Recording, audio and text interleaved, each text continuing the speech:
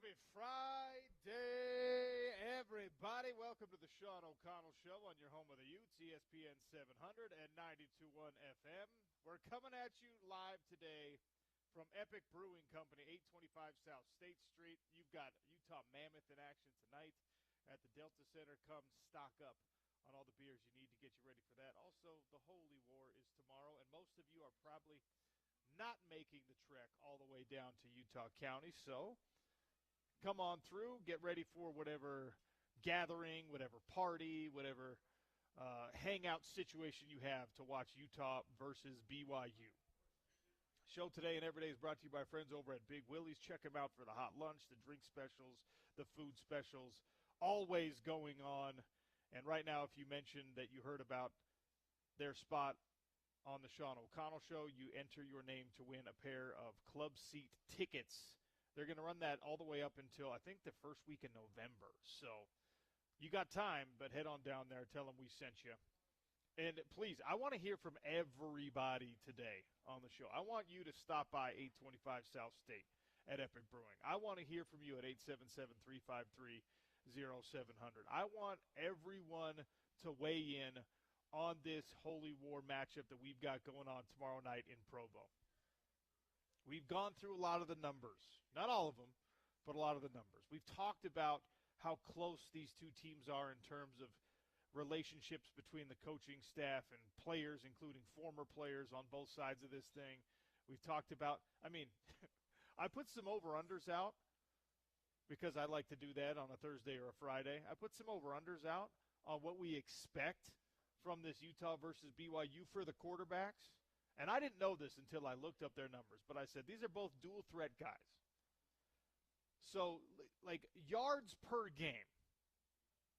Let's see where Bear Bachmeier and Devin Dampier are at right now. James, I think you've probably already seen the over-under, so this is not necessarily a great question to ask. But how many yards average per game separate Devin Dampier and Bear Bachmeier's production right now as we go into a huge matchup between Utah and BYU? What's it, like 3 or 4? Like, it's real close. It's literally 1 yard. 251.5 and 252.5 are their total yards per game for these dual-threat quarterbacks right now. Yeah, it's basically even. They're the same. Yeah. Their production has been the same. Now, you can obviously make an argument that the level of competition for one team versus another, but like if you're a BYU fan and you're a Utah fan, you're looking at this matchup, and one of the questions you have to ask is, are these guys canceling one another out from a run and pass standpoint? And if they are, then what does it come down to? The things that we talked about all week long, the turnovers, the quick change, the short field, the special teams maybe. I mean, all of it is just so nerve-wracking from a Ute and a Coug perspective because BYU, 15th ranked team in the country, looking to stay undefeated, looking to get through what is now a nightmare schedule the next 3-4 weeks. And obviously Utah, you get the big win against Arizona State. Now you're trying to get another win against a ranked team. You basically, if you can pull that off, if you do it in convincing fashion, you probably swap places almost in the rankings with BYU. You still have Cincinnati coming in at the end of the month. I mean, there's just a lot at stake in this one, as we've talked about. And we're going to dive in deep today with multiple guests. Bill Riley's going to join us at 11:30. Brian Keel, former Coug linebacker, longtime NFL vet, is set to join us at noon to give us more of the blue perspective. Lee Sterling is going to have a thought on how this game plays out. And we got the airing of grievances and Coordinator's Corner in hour number 3. Morgan Scally will be at 1 o'clock, airing of grievances at 1:30. And, yes, a Holy War airing of grievances will be heavily influenced by this game. Looking forward to all of it as we wrap up the week here on the Sean O'Connell Show. At 12:30, by the way, Sal Vulcano of Impractical Jokers, salvulcanocomedy.com. He's coming to the Eccles Theater with his Everything's Fine tour, little stand-up comedy. And I'm a big Impractical Jokers guy. I'm a big Sal Vulcano guy. I think he's hilarious. We might have to spend 5 minutes educating Sal Vulcano on the intricacies of this rivalry. Because he can't be in state for Holy War weekend without knowing the magnitude of what's going on. It would be a failure on our part if we let Sal, a guy from Staten Island, get in and out without knowing, like, this is what runs the college football and the sports calendar in our state. Epic Brewing is getting you ready for it. I'm trying to get you ready for it. Come stop by 825 South State Street and say hello. All right. There's only so many angles you can take on this before we just let it play itself out. But one of the things that we've kind of glossed over this week that we haven't touched on necessarily, I told you on Monday this was a huge, gigantic version of the Holy War. The timing of it, although we all wish it was the last game of the season, the timing of it here is pretty important. The national stage aspect of being selected for Big Noon again. And, James, did we ever confirm or deny whether or not this is the only time Big Noon has been on set at a location where they don't have the noon kickoff? Oh, they've done it plenty of times. Okay. I think BYU's last year was a 1:30 game, but Okay. they were the BYU Arizona game. But in that case, it was Joel Klatt and Gus Johnson. They just moved them to a different time. So, they've done it before. They're doing a game day style, yeah. It's okay. So it was still the Big Noon game, effectively. It was still the A squad. This one's a little bit different. It's not Gus and Joel. Have they done it that way before, where it's not Gus and Joel, where it's not? Because I know the kickoff times have moved around. It's possible. I have not confirmed that. I don't even know how you looked that up. But in any case, what we're looking at here is we're looking at another opportunity for Utah, and really kind of the first opportunity for BYU, where the attention is all on you, and everyone is saying, all right, what are you about? We know that you're 6-0. What are you really about? What is this Bear Bachmeier kid capable of? Is this defense that we've been hearing about as good as everyone thinks it is? It is in a lot of ways for BYU. Like, if you're a BYU fan, obviously you want your team to win, and one of the paths for your team to win, maybe the most reliable path for your team to win, is with that defense showing up and doing great things. And there's a double-edged sword to that, because we're seeing this college football coaching carousel spinning early and often already this year. And Jay Hill is going to be one of the names that, every school in the know, every athletic director or coaching search committee is a better way to say that, is going to be looking at this and saying, all right, what's this dude really about? And this is one of those games where you can't help but pay a little bit of attention, right? The later in the day, the alternative programming kind of clears up a little bit. There's less important competition opposite this game in prime time. And so there's going to be plenty of people that are looking at it from all these different lenses and all these different angles. I'm looking at it from this local perspective with a lot of, I think, big picture questions, right? If BYU, I'll start with the negative, we'll finish with the positive. Bear with me, Utah fans. If BYU can find a way to show up and get good production out of Bear Bachmeier, put him in good situations with play calling, and Aaron Roderick is incredibly familiar with this defensive system, is incredibly familiar with the tendencies of the defensive coaches on Utah's staff. He's friends with these guys. He coached alongside these guys for years, and the chess match there matters a lot in this game. If Aaron Roderick can put Bear Bachmeier in situations where Morgan Scalley doesn't have an opportunity to overwhelm him mentally, then the athleticism of the young freshman carries through, and we're going to get a good game out of him. So if you're BYU, you're hoping for that.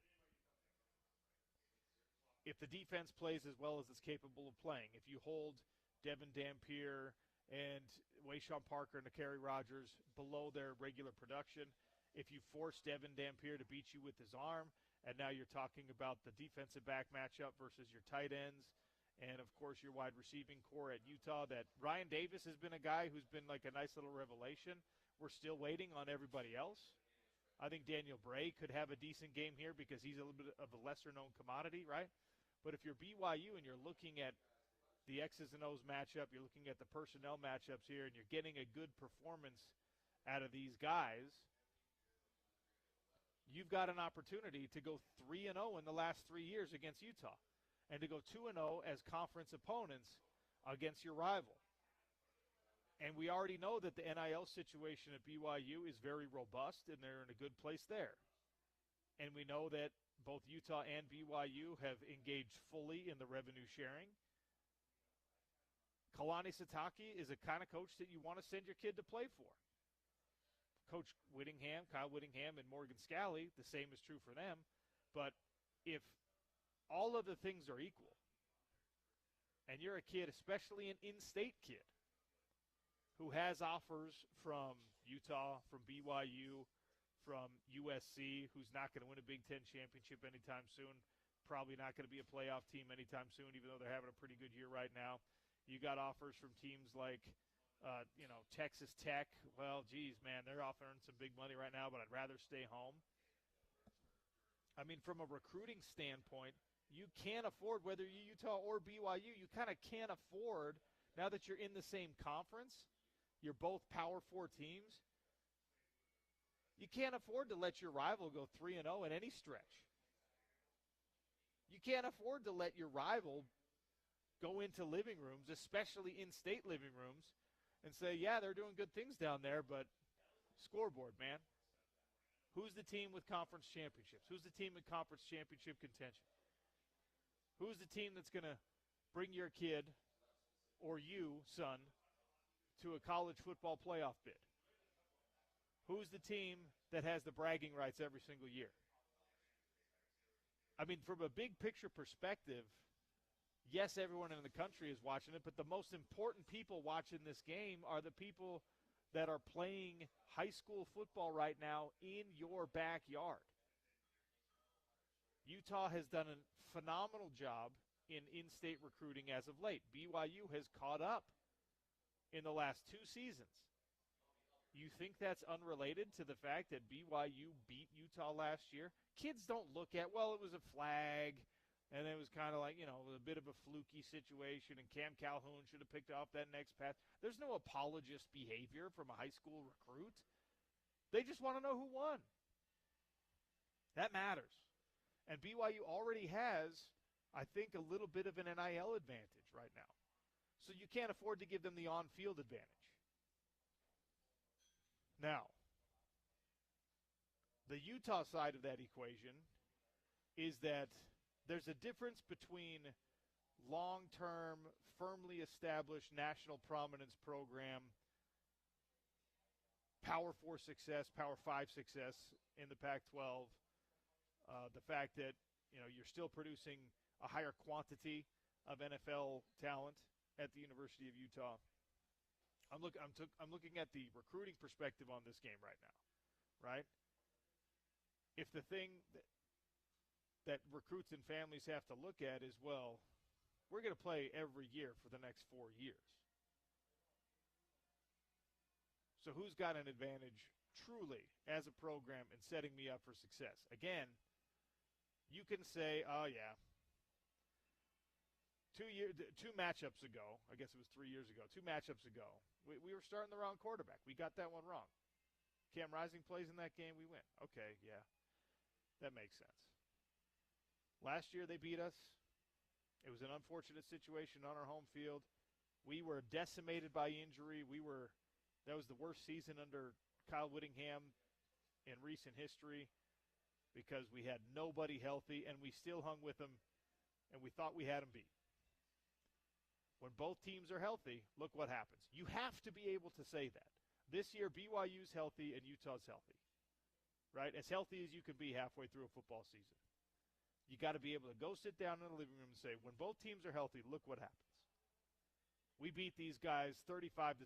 We beat these guys on their home field. Good game. It was 27-24. We beat these guys, though. And we are the team that they say death, taxes, and Utah football. It's not death, taxes, and Coug football. It's not death, taxes, and look what Kalani Sitake does. As much respect as we have for Kalani Sitake, it's all about Utah football, the Utah football culture. You can't let the BYU culture overtake you in that conversation. Because there's a lot of people nationally and A bunch of them are sitting on a desk in Provo this weekend who only pay attention to in-state football here 2 or 3 times a year. The national voices. Yeah, Urban Meyer will beat the drum for you. Matt Leinart and company, Mark Ingram, Joel Klatt, he talks actually a lot of Utah football. Gus Johnson, these guys are only paying attention, even though they're not on the game today. My point still stands. The national spotlight only turns to Utah in college football 2, 3, 4 times a year at most. You absolutely have to go out there and establish yourself as, when the world is watching, when the nation is watching, when the big thought shapers and voices in college football are watching, and they're doing so closely, you have to say, yep, Utah football is exactly what you expected it to be. Look how great we played on defense. Look how dominant our offensive line was. Look how we ran the ball against this team, who, by the way, by the numbers, is excellent against the run. Because you didn't do that in your first opportunity against Texas Tech. I don't need to belabor that point, but we know that there was a huge missed opportunity there. BYU has the second-best rushing defense, in the conference. Arizona State has the third-best rushing defense in the conference, and you tripled up on their average number. BYU gives up 104 yards per game on the ground. If you're Utah and you get 210 here, you're winning this football game. And you're doing it in front of everybody that will shape the thought about Utah football for the rest of this season. For me, maybe the most interesting aspect of this, and you heard me and Spence talking about it during Crosstalk yesterday. You've heard me talking about it at various times during the week. Maybe the most interesting fluke of this game, or quirk of this game is a better way to say it, is the fact that Kyle Whittingham sees the exit door. Now, whether or not he's ready to go barreling through it, or he's just kind of like prepping himself. You know, when you're at that party, you don't know if you want to be at anymore. And so you're kind of like inching your way towards the exit. And you're still being polite. You're still engaged in the conversation. You're still happy to be there. And, oh, look at that. They've got some artichoke dip. Let me have a little bit of this before I go. But you got one eye on that exit. Am I leaving? Am I going? Am I out of here? Am I gonna say goodbye to this whole experience? Well, I can't do it until what? I can't do it until, I don't know, I have another drink. I can't do it until I grab some more of this Epic Brewing beer. I can't do it until I talk to the host here. I can't leave until I'm leaving on a good note, until I see my ex-girlfriend and she acknowledges how in shape I am now because I've been working out every single day. Whatever it is, there might be something that's keeping you there. And we don't know this. He hasn't said this. He hasn't even alluded to this. But there's a lot of people who feel like one of the things that is keeping Kyle Whittingham around right now is that he can't go out on a losing note against BYU. That he can't stomach the idea of pushing his way through that exit door with the final memory of the rivalry game being something that doesn't sit well with him. And he was hot after last year's game. I mean, he was mad about everything. He was mad at the officials. He was mad that the officials showed up and interrupted his post-game conversation with Kalani Sitake. You know, those guys are friends, and it's all water under the bridge. The game's over, and they go and they engage in a midfield hug. And the stupid zebra walks up and is right there next to Kyle Whittingham and interrupts that moment. He's mad about that. He's mad about Mark Harlan going out there and putting him in a position where he has to answer questions about what Mark Harlan is doing. Coach, I don't know if I've seen Kyle Whittingham that upset after a game, win, loss, draw, whatever, ever. He was bothered by that whole thing. Now, those were weird and unique circumstances. But there are people out there, and I don't know if I'm among them yet. It's worth talking about. But there are people out there who think that Kyle Whittingham is at least partially reluctant to go out on a note anything other than a high note against BYU. Like, if you lose to BYU and you still make it into a conference championship and end up being in a college football playoff, okay. Probably you're not worried about – I mean, it's much like that first Pac-12 championship season. Yeah, it really stings when you pay attention to it that you lost to BYU, but on the balance, on the whole, that ends up being one of the best seasons in the history of your football program because you went on to win a Pac-12 championship, a Power 5 championship. You went on to put on an all-time classic performance against Ohio State in the Rose Bowl, and I can't tell you how badly I wish that had been a Utah win ultimately because that would have elevated that season to the best season in Utah football history. That would have been better than the Sugar Bowl. That would have been better than the Fiesta Bowl. If you finish with a Rose Bowl victory over Ohio State, the conversation is over in my mind. Instead, we can debate those things. It's probably better for sports talk radio for the next 50 years. But Kyle Whittingham's future, which is, of course, also the future of the Utah football program, may or may not be directly tied to what happens on Saturday night. Because it is prohibitively unlikely that if on Saturday night you don't find yourself in the win column, you do end up redeeming that season with a conference championship run. The tiebreakers, the parity, and it's just too tight. It's just the race is too close. And that's the other thing that we have talked about this week, but that cannot be overstated. I said last week that Arizona State was an absolute must-win situation for the University of Utah. And as annoying as that is, and as cheap as that is for a sports talk radio guy to say, that was true. It absolutely was. You could not go 0-6 at home in the Big 12 Conference. You could not lose to a ranked team, allow them to climb up the rankings a little bit, and you to fall further behind in the conference standings race. You couldn't afford any of that. The game this week is more must-win than last week. As obnoxious as it is for me to say that, as lazy as that can be from a sports talk radio perspective, this week's game is more important than last week's must-win game. Because if you lost to Arizona State last week, it doesn't have the same implications on your head coach and his future, on in-state recruiting, on does it affect those things? Certainly, but not on the same level. So it keeps getting more and more and more important. And guess what, guys? Spoiler alert, when Cincinnati comes rolling into town, I'm going to say the same dang thing about that Cincinnati matchup. But this one here, because it is the rivalry game, and because you cannot afford to lose any ground in the in-state race, this is more must-win than last week's must-win. I think from a conference championship perspective, they're the same.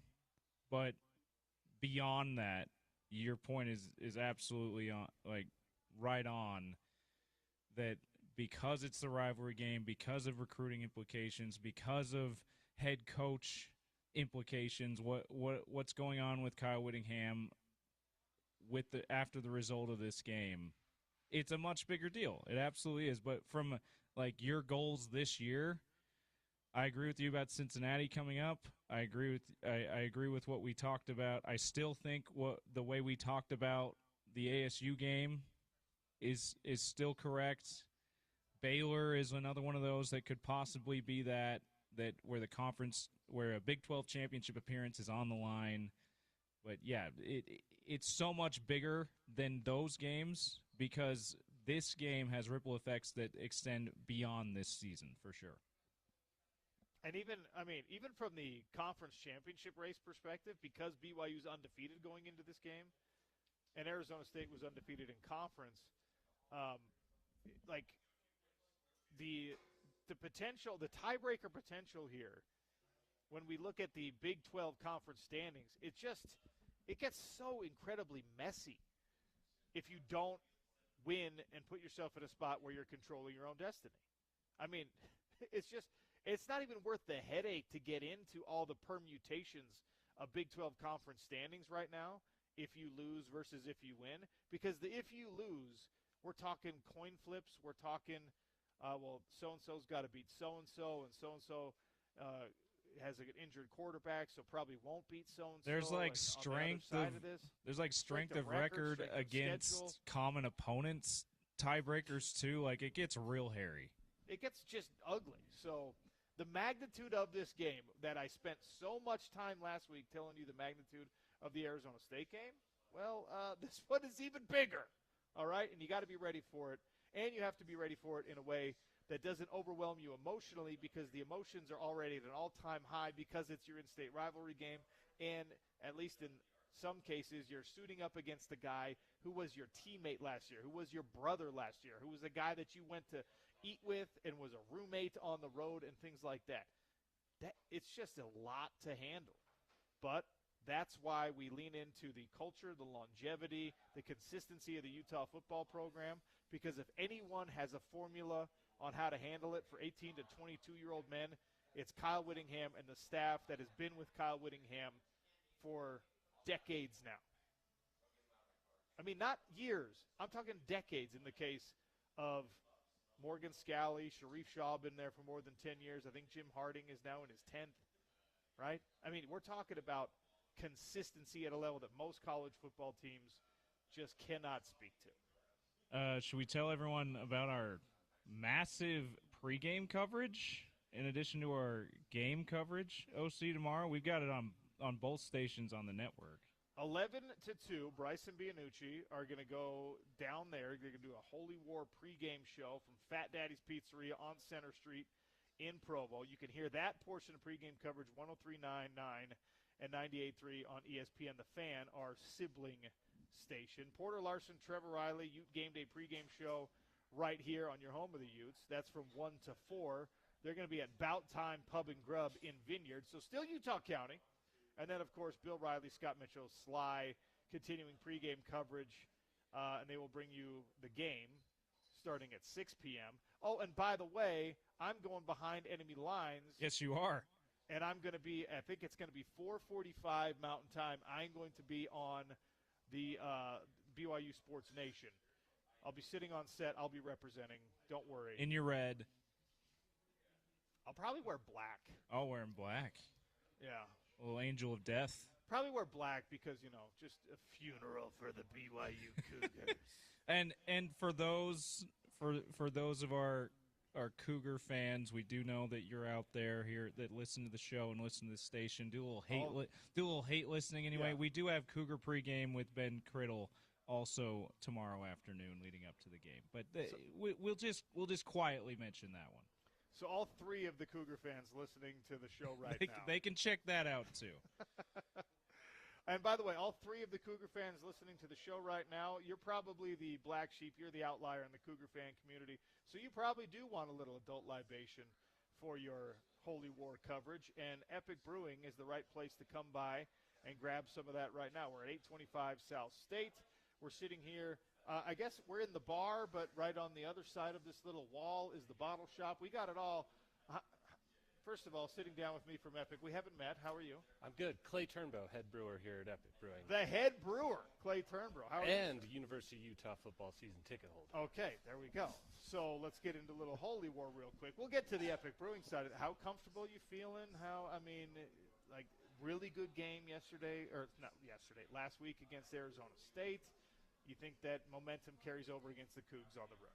I do. I think Dan Pierre's going to run the ball really well. I think the offensive line's going to show up. I think Rodgers is going to have a good day running the ball as well. All right. And I think we're going to win the turnover battle. Bears going to be running around and get a little frightened of John Henry Daly. I love that. I put some over-unders out on my Twitter at RealOC Sports for all of you listening, specific to John Henry Daly and Logan Fano, who, of course, at one time regrettably wore Cougar blue, but they're going to be amped up for this game, so we'll get to that. So, look, we've got a Mammoth game tonight. We've got the Holy War this weekend. Anyone who doesn't have tickets, they're gathering folks around the television and maybe coming down here to watch on your TV at Epic Brewing. So what do you have in store for Holy War weekend here? Absolutely. So we've got our hip check ice lager. It's an Imperial Lager, 7.5% that we released that last year for the hockey team. That is tasting awesome. Come down, try that. But we also have our Imperial Red Ale that always seems to sell really well on Utah game days. Of course. Yep. So yeah, come down, watch it at 825 South State Street. So when you're a head brewer, are you always kind of in the lab? Obviously, you've done a great job and you've established these particular lagers or ales that people have already developed a taste for and made a part of their sports viewing and things like that. Are you always the mad scientist thing behind the scenes and working on something new that you want to put out to? Oh, absolutely. Always working on something. I find a lot of inspiration from food. Like I find that with a lot of head brewers. We find something delicious to eat at one of our local restaurants, and either there's a flavor in that food that I think translates well to beer, or a certain flavor of beer could really, really make that food stand out even more and just pair super well. So, yeah, we're always working on something new. Now you're speaking my language, because food moves my soul. And it's not even always good food. It's like sometimes just, that highly processed, disgusting Oreo. It really motivates me. So, maybe you could pair a lager with something like that. You can pair lager with just about anything. I mean, I've found inspiration from ballpark hot dogs that were just outstanding. And sometimes it's just that environment you're in. But sure, absolutely anything can do that. So swing on down today, 825 South State. Stock up on whether it's the hip check or it's the red ale or it's anything else that strikes your fancy. Bottle shop is open. The bar is open.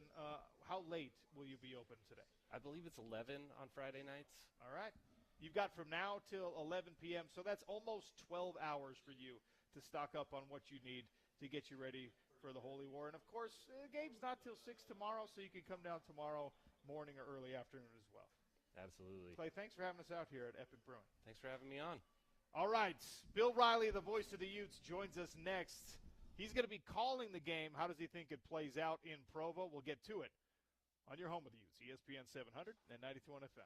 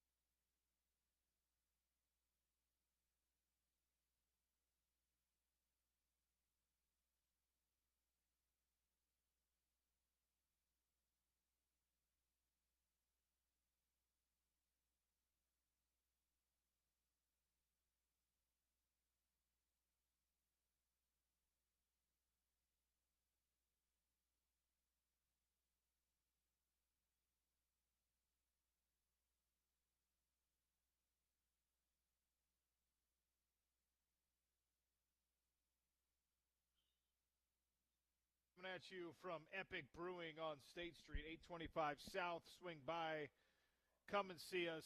We've got lots of stuff to give away. I got king-size candies. I got game bags, the little clear game bags you can take into the stadium. I got ESPN T-shirts. I have Corn Bellies tickets. And, of course, the bottle shop and the bar are open here at Epic Brewing. We welcome in the voice of the Utes, Bill Riley, who gets ready to call another holy war, this time between two ranked teams. And that actually hasn't happened as often as you would think, given the illustrious reputation of both of these programs. We'll get into it with the voice of the Utes. Bill, welcome to the show. How are you? I'm good, Sean. Happy to be with you. So let's start there. Two ranked teams. The stakes are always high when you're talking about an in-state rivalry like this one. But, of course, the winner emerges kind of in, a solid position to finish their season strong and hopefully find a place in the conference championship game. The loser's going to have some uphill climbing to do, and there's always, of course, some prestige that comes with being and staying a ranked team. Does that add a significant element in this game in your mind? Well, yeah, it adds another layer to it. I mean, the rivalry game's always the rivalry game. Now they're conference foes again, so you've got conference stuff, and then you add the rank component to it, too. I just think it's great. We haven't had as many ranked matchups in recent years. I felt like they happened more often when they were both in the Mountain West Conference. You see both teams in the top 25. But this one's going to be good, and it's great because this is not being played at 8:15 Mountain Time, 10:15 Eastern Time. This is in a prime window where the country will get to see this, and it's on the major network. It's not on the Mountain Network or the Pac-12 network. It's on Fox. So I think it's a great showcase between two really good teams and a lot on the line. We've talked a lot about the similarities between these two teams and it's brother versus brother. It's guys that played at one spot now playing for the other spot. We've talked enough about the fact that the coaching staff for BYU, especially on defense, is all guys with Utah ties, and the opposite is true with this Utah offense that is so improved this year. So enough with the similarities. What are the biggest differences between these two teams in your mind? Quarterback play. Utah's quarterback's a little bit more veteran than BYU's quarterback, though they both had good starts to the season. I think that Utah's offensive line is clearly one of the best in the country. BYU's isn't bad, but I don't think it's quite on the level of Utah's. And I think I would say that BYU's special teams probably a little bit better than Utah's special teams. Utah's isn't bad. BYU's in recent years has been really good in both the kick return game and the kick game. So I think there are some dissimilarities, but to be really fair, I think these two teams on paper match up pretty close. I think they both want to lead with the run, Sean. I think L.J. Martin and Utah's trio of quarterback and running backs, I think, it's cliche to say, but running the football and stopping the run might be what really determines this game. That and maybe a special teams play or a turnover someplace. Have you seen enough in the West Virginia and the Arizona State games to feel like the missed tackle woes that reared their ugly head a couple of times for Utah earlier in the season are as resolved as they're going to be? Because that matters against somebody, especially like L.J. Martin and Bear Bachmeier, who can break a tackle or two also. Well, I think so, but again, mistackling things, that to me is sometimes a concentration, and it's been taught, it's been coached. It's not like they're doing some sort of new tackling technique specific for BYU that they had to work on all week long. To me, and you played it at a higher level than I did, but to me it's always about focus and concentration, and if you don't have it, if you don't follow what you've been taught since Pop Warner, then you're not going to tackle very well. So it looks like the last 2 weeks they've certainly fixed it, but, this could be a game-to-game deal, or maybe they've gotten through it, but we'll certainly find out tomorrow night about 6 o'clock. You already said you think these teams are both kind of run first and they're going to lean on the run here. I'd be surprised if it didn't go that way. Last week against Arizona State, Devin Dampier only threw the ball 12 times. Didn't really have to do more than that. And that was a really good Arizona State rushing defense. At least the numbers said they were coming in. Utah's offensive line and ball carriers had their way. Can they do the same thing against BYU? The numbers are not all that different between BYU's rush defense and Arizona State's rush defense. Of course, numbers don't tell the whole story. This is a BYU linebacking core that might be among the best in the country and one of the two best, I think, in the conference for sure. Can you have the same level of success in the run against BYU as you did against Arizona State? Well, what does BYU do? Do they bring 7 or 8 near the line of scrimmage and dare Devin Dampier to throw the ball? Or do they play a straight-up kind of 6 in the box with 4 down linemen and 2 linebackers? That's what I want to know. I don't think that their personnel is as good as Texas Tech's. Texas Tech just played straight up and said, here we are, come do it, and Utah wasn't able to do that. I don't think BYU is quite as good up front as Texas Tech is, but their linebackers are really good. Jack Kelly and Isaiah Glasker are really, really good linebackers. But to me, is that defensive line going to be able to hold its own against Utah's offensive line? Because if the defensive line doesn't do it, Kelly and Glasker get washed out when those guys like Moka Fisi and Kump and that get to the second level. So we will see. I'm just really curious to see how Jay Hill decides to play it early on, if he decides to stack it up front and say, okay, we're going to put more guys up here than you can block. So what are you going to do about it? And we'll see where it goes from there. Bill Riley, the voice of the Utes, is our guest here on the Sean O'Connell Show. Our conversation every week is brought to you by Handy and Handy. Big firm experience, small firm attention from Handy and Handy. The cross-pollination on these rosters is obviously something that you can't completely ignore, especially because the transfer portal has made it so that it's not like the dude who, walked on one place and decided he'd rather be somewhere else. We're talking prominent players, starters. And so I ask you, who will have a bigger day? Who will be more impactful in this game? The Utes that are former Cougs or the Cougs that are former Utes? There's really 2 real prominent guys. It's John Henry Daly and Keanu Tanavasa.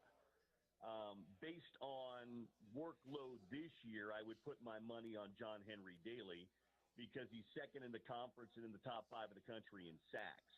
Tanavasa's a nice player. Keanu's, he's prone to miss some plays and be out time.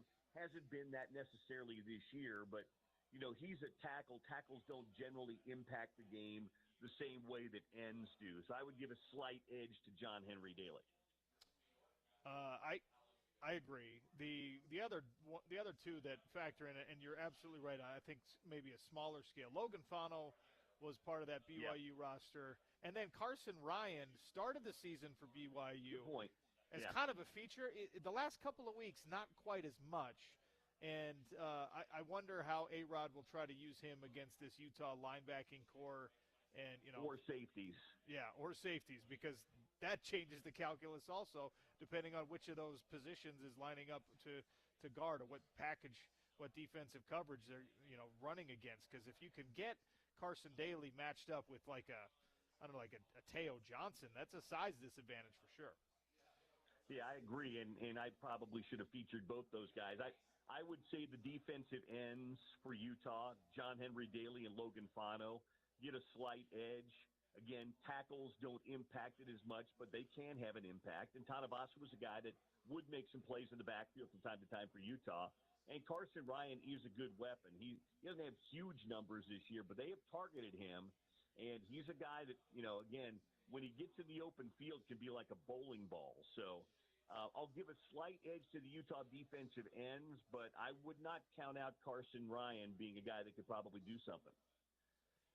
You've called plenty of these, and the cliches fit so many times. Hey, man, when regardless of records, throw it out. It's a rivalry game. Well, both teams have a really good record. They're both ranked, and there's a ton of similarities. Is this going to be, Bill, one of those close games like we saw last year, where it comes down to a penalty here, a play there, a tipped pass or a dropped pass or whatever, maybe a kick to close it out? Or is there a world in which one of these 2 teams, and we hope, of course, it's the Utes, pulls away and it's never really in question? There's a possibility, but Porter Larson gave me this stat the other night during the coaches show. Over the last 30 years, in rivalry Division I matchups. Nobody has played more one-score games than Utah and BYU. They have played 19 one-score games in the last 30 years. So if you're just playing those numbers and based upon where both these teams are this year, I would probably put my money on a game that's a pretty good game in the fourth quarter tomorrow night. Yeah, I think the numbers tell that story, and so does everything on paper. Handy and Handy have been helping us out for years, and they bring you the Bill Riley conversation every single week here on your home of the Utes. Bill, what do our listeners need to know about Handy and Handy? Well, they're good personal injury attorneys, Sean. They've got 45 years of combined experience to Preston and Garrett Handy, and they give you personalized attention. Man, if you have to call a personal injury attorney, it means something's happened to you or somebody in your family. I would just simply tell you, you want to go with somebody who's going to give you that personalized service and somebody you can trust who's in our community, and that's what Preston and Garrett do. So you can find them at Handy Law Utah. They'll take really good care of you. I say this every time with you. I hope our listeners don't ever have to call them because you haven't been in a car accident or fallen down at work or whatever. But if you do, they'll take really good care of you at Handy and Handy. By the way, what's your read on this game?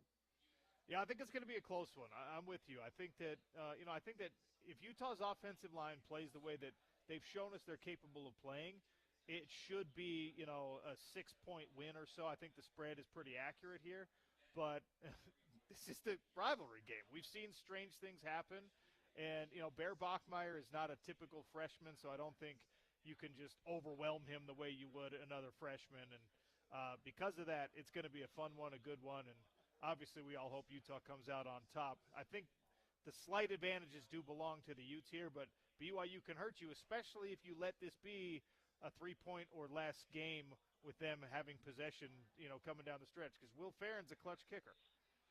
He is, and I'll say this too. Over the last decade, and there have been a lot of years where Utah was a lot more talented, I feel like Kalani Sitake, and maybe it's his time being with Kyle Whittingham, because Kyle's really had the upper hand in his tenure. I really feel like Kalani, even when he's been overmatched in some of these games, has his guys really ready to play. 100%. And, it's going to be loud down there. It's a crazy environment. This is BYU's kind of first crack at this national spotlight and stage, the big noon and the set being down there. They're going to be all ramped up from booing Urban Meyer all day long. So, I mean, it's going to be a wild one, and that you couldn't ask for anything better. Ranked team versus ranked team, in-state rivalry, conference championship implications. This is the silver lining of the Pac-12 being destroyed, Bill, that you get this game high stakes again. I just wish it was in November at the end of the month and not in October. Yeah, agreed. Have a great call, Bill. Always appreciate your time. Thanks, Sean. See you later. Bill Riley, voice of the Utes. That conversation brought to you by Handy and Handy, attorneys at law, handylawutah.com, 801-264-6677. Reminder that if you have yet to put in your prediction, you can do so, 877-353-0700. Pick a winner, pick a score. Closest score with the correct winner, of course, gets an ice cream cake from our friends over at Baskin-Robbins for the Holy War. And also, you can go into any Northern Utah Baskin-Robbins, tell them who you think's going to win, Utah or BYU, and it's buy one, get one on ice cream scoops at Baskin-Robbins. So take the whole family in, tell the kids, tell them go Utes, all right, Utah's going to win, bing, bang, boom. Instead of one scoop, now you get two. Buy one, get one free. Right now, the tally is in Utah's favor, 41-26 at Baskin-Robbins. So if you're wearing red especially, get in there and lay some more on that Utah total, predicting Utah to beat BYU at Baskin-Robbins. Buy one, get one on your scoops of ice cream. All right, big thanks to Bill Riley for jumping on. Hot lunch is coming up next. And, man, I got a story for you that would have been the lead story on the show were it not for the fact that this is Holy War Week. Indiana, yes, that Indiana University is now paying their coach top dollar. I'm talking top 5 in the country. Not their basketball coach, their football coach. We'll get to it next on the Sean O'Connell Show, ESPN 700, 92.1 FM.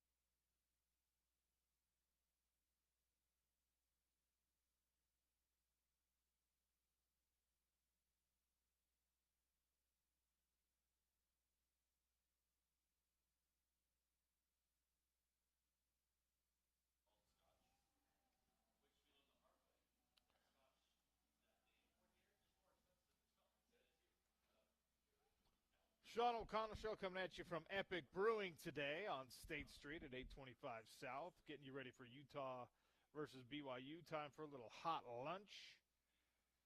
And James is in the studio. He has stolen my hot lunch today. James, what are you working with? I have stolen it. You can blame DJ for that. No, shout out to DJ. It's the blacked chicken Caesar salad. It absolutely delicious. The Caesar dressing is right on point. The chicken is cooked to perfection. I'm sure you're super jealous that you can't have any of what I got here. That's OC. Right. And if you go down and you get one, you tell them that OC sent you. Yeah, don't tell him I sent you. OC will feel bad. James has nothing to do with it. They'll enter your name into a drawing to win a pair of club tickets to an upcoming Utah Mammoth game. Utah Mammoth in action tonight again, which should be a win against the San Jose Sharks. I say it should be a win because the Sharks have now picked back-to-back years being the worst team in the NHL, worst record in the NHL, top picks. So come on, let's. If this is a playoff team like we think it is, should be able to get to 2-0 on home ice. We'll get to that. And I just want to take 2 minutes, James, to point out something important, but also to ask what I think is an interesting question. So Curt Cignetti and Indiana have agreed to a contract extension that pays him, on average, $11.6 million per year. University of Indiana head coach. They're doing a great job. This is the smart thing to do. 8 years, whatever that is, $96 million. Keep Curt Cignetti there. The statement he made is, I'm going to retire as the coach of the Hoosiers. This is one of those enormous buyout situations that probably makes it so he does retire as the coach of the Hoosiers. Good on Indiana for doing this. But my question is, if you were always capable of doing this, if you were always ready to pay a coach $11+ million per year in your football program, why are we just finding this out now? Yeah, why are we? And the same thing can be said for Colorado, by the way. Like, they weren't paying people double-digit millions before Deion Sanders. And North Carolina? Yeah. I mean, what are we doing here, people? Now, look, Curt Cignetti is very much worth this, okay? Because he's going to keep you in the national conversation. He's going to increase your recruiting profile. He's going to keep you up there winning. And maybe, this year there's people who think that Mendoza's going to win the Heisman Trophy and you're going to be in the national championship game at Indiana. None of those things were a possibility without Curt Cignetti as your head coach. But it is wild to me that there are teams out there, that there are athletic programs out there that at one side of their mouth they're crying about how hard it is to keep up and they're poor and how this is not sustainable. And, whoa, now we got a good coach who's going to keep winning, so we'll pay him $12 million a year. It's like, guys, what? Is this just the classic we don't want to support anybody unless they're a winner? Is that really all this is? Because yes. Yeah. Because Curt Cignetti, just like Deion at Colorado, or actually not just like Deion at Colorado, because Deion was able to get all this increased revenue and sell out tickets and things like that. Yeah, without right. being a national championship or a conference championship contender, without putting the team just by being Deion Sanders. Just by being charismatic. And Curt Cignetti is not on that same plane necessarily, but it's just like, yeah, as long as you put butts in the seats, you will win. And when I say you will win, I mean you will win financially with your contract. We will pay you. It's a fascinating deal, man, because North Carolina, Indiana, Colorado, go back. You can look up the top paid coaches in the league, or not in the league, in the country. USA Today's done that article every single year. That list exists every single year. And none of those programs are anywhere near the top, even in their own conference, until they saw somebody. They were like, okay, we'll go into debt for this person, or we'll pay that kind of money for this person. If you're every other coach, right, you're like, what the heck? I mean, if you're Kyle Whittingham and you're seeing that Curt Cignetti brought a Big Ten team into the top 25 for 2 consecutive years, and now he's getting $12 million, you're looking and going, what the heck do I have to do, man? We're in the top 25 like every most year of the 20 years I've been here. Yeah. Anyway.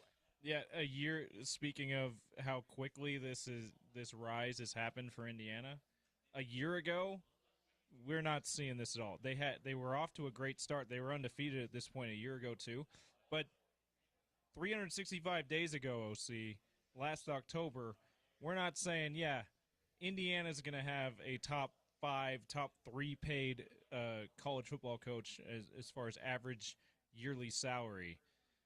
And now that's where we are after it's not even been 18 months. His initial contract was 6 years, $27 million. Average annual salary of $4.5 million. That's what you'd expect that for Indiana, yeah. Yeah, he's almost tripling his money per year. And you know what? I'm not telling you he's not worth it. I'm just saying, Indiana, if you always had this capacity, why weren't you swinging big in the past? Yeah, why didn't you want to have a good football program before Curt Cignetti? And it's interesting. Yeah. All right, we got to take a break here. We'll start hour number 3 with a BYU Cougar. Brian Keel, one of the all-time great linebackers in that program, joins us next to preview the Holy War. It's the Sean O'Connell Show coming at you live from Epic Brewing at 825 South. Swing on by. Bottle shop is open. We've got plenty of giveaways. Come say hello. ESPN 700, 92.1 FM.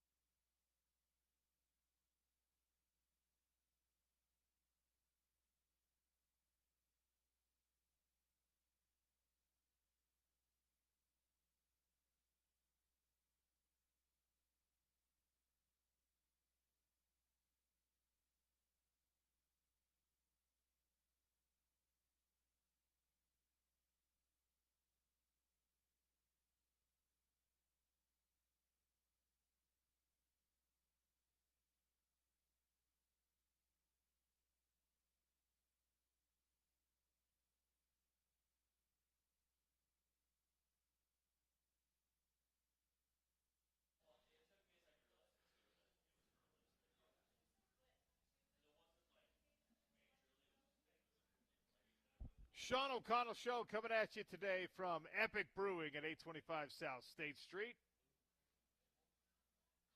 Come on by Epic today. Pick up some Hip Check ice for the Utah Mammoth home game. We've got hockey pucks to give away. They've got merch all over the place. The Caramel Apple Ale. Ooh. That's a Halloween beer. It releases today. They've got the 2025 variants on the Big Bad Baptist Imperial Stout.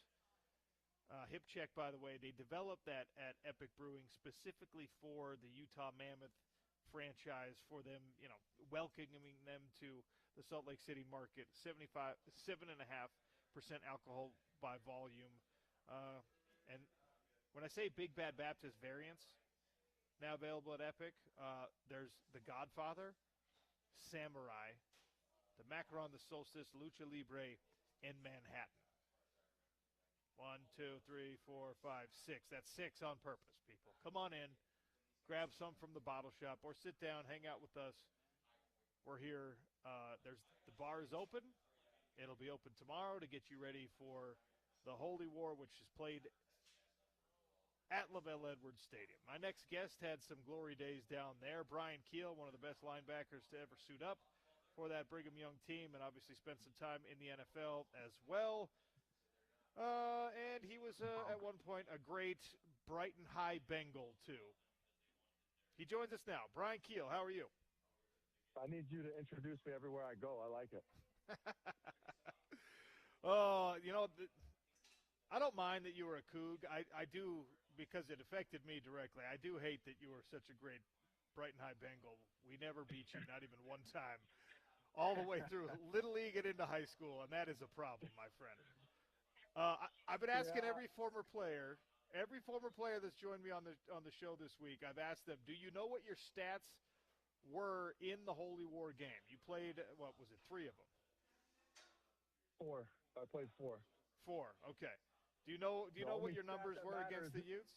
The only stat that matters is that I lost my first 2, which pisses me off to this day, and I'm still not over it. But then I won the last 2 in epic fashion on the last play of the game. So we'll just focus on those stats. All right, I'm seeing a couple tackles for loss here. This is all sportsreference.com, so the BYU stats might not be exactly in keeping with what we got here. But you had good games against the Utes. I mean, we're pushing double-digit tackles in each of these contests. A sack here, a tackle for loss there. So you played well against Utah. Yeah, I usually got up for those Utes. I mean, it's such an exciting game. You get hyped for it, and especially, I grew up in Salt Lake, so I grew up, went to every game, every rivalry game in the 90s, and I love it. So I played well in those games, and I wish I would have gone 4-0. That would have been nice. All the former players say that. Everyone wishes they were 4-0 against the rival. I don't know actually how many classes have ever made it through either school, when you go back all the way through the history of this, that really did go 4-0. Obviously, recently Utah had the big long run. There's a bunch of Utes that did. Well, that's and there's a bunch, and conversely, there's a bunch of Cougs that went 0-4. Well, there's a bunch of Cougs that went 4-0. Also, just those guys are all 80 years old now, but it doesn't matter. Those are their grandpas, yeah. Let's talk about this year's game, because one of the things that's so fantastic. Look, I'm sad the Pac-12 died. I thought it was a great place for Utah to be. But if there's a silver lining to it, I've said it many times on the show, it's the fact that we get this game as a conference game again. We get this game with conference championship implications again. And I wish it was being played the last week of the season like many people do. But instead, we get it week 7. We get a 6-0 BYU team, a 5-1 Utah team, 15 in the country versus 23 in the country, which that hasn't happened as often as I thought it did, ranked versus ranked. I mean, this is a huge game, national television. Brian Keel, how does it play out? Yeah, I'm 100% with you. so it's going to be awesome tomorrow. Ranked versus ranked and all that, like you just said. But imagine if it was at that last game of the season. Imagine if we had all of that going. It's too fun. But tomorrow, I think it's going to be a dogfight. I think it's going to be a defensive showdown. I don't think it's going to be high scoring. I think there's going to be a lot of QB runs by both teams. I think it's going to come down to the end, and the team that wins the turnover battle will win the game. It feels like, you watch every game in college football, and it comes down most of the time to 3 or 4 different plays. It feels like that kind of a vibe here. And, yeah, maybe a turnover, a blocked kick, something like that. And, on both sides of this, you have dual threat quarterbacks. Now, you played the position at a very, very high, at the highest level. And for linebackers to have to account for Devin Dampier on the BYU side, and on the flip of that, of course, is if you're a Ute linebacker, you got to handle Bear Bachmeier's mobility and his physicality. How much does that add to the responsibility for these two linebacking units? Yeah, it absolutely changes things. You have to account for them on every play. And both those that you just mentioned, those quarterbacks, are a different kind of athlete than – I'll reference a game that I lost sophomore year in Provo. It was the backup. Brian Johnson's backup, Ratliff, came in and won the game for the Utes. And really the killer was he had 100 over 100 yards rushing. And when I say it's different athlete, those weren't designed runs. Those were just him escaping the pocket and making a play, and that was the difference in the game, a game that went to overtime. And like I said, these guys are a different kind of athletes, so they're absolutely on both teams. That's going to be the X factor.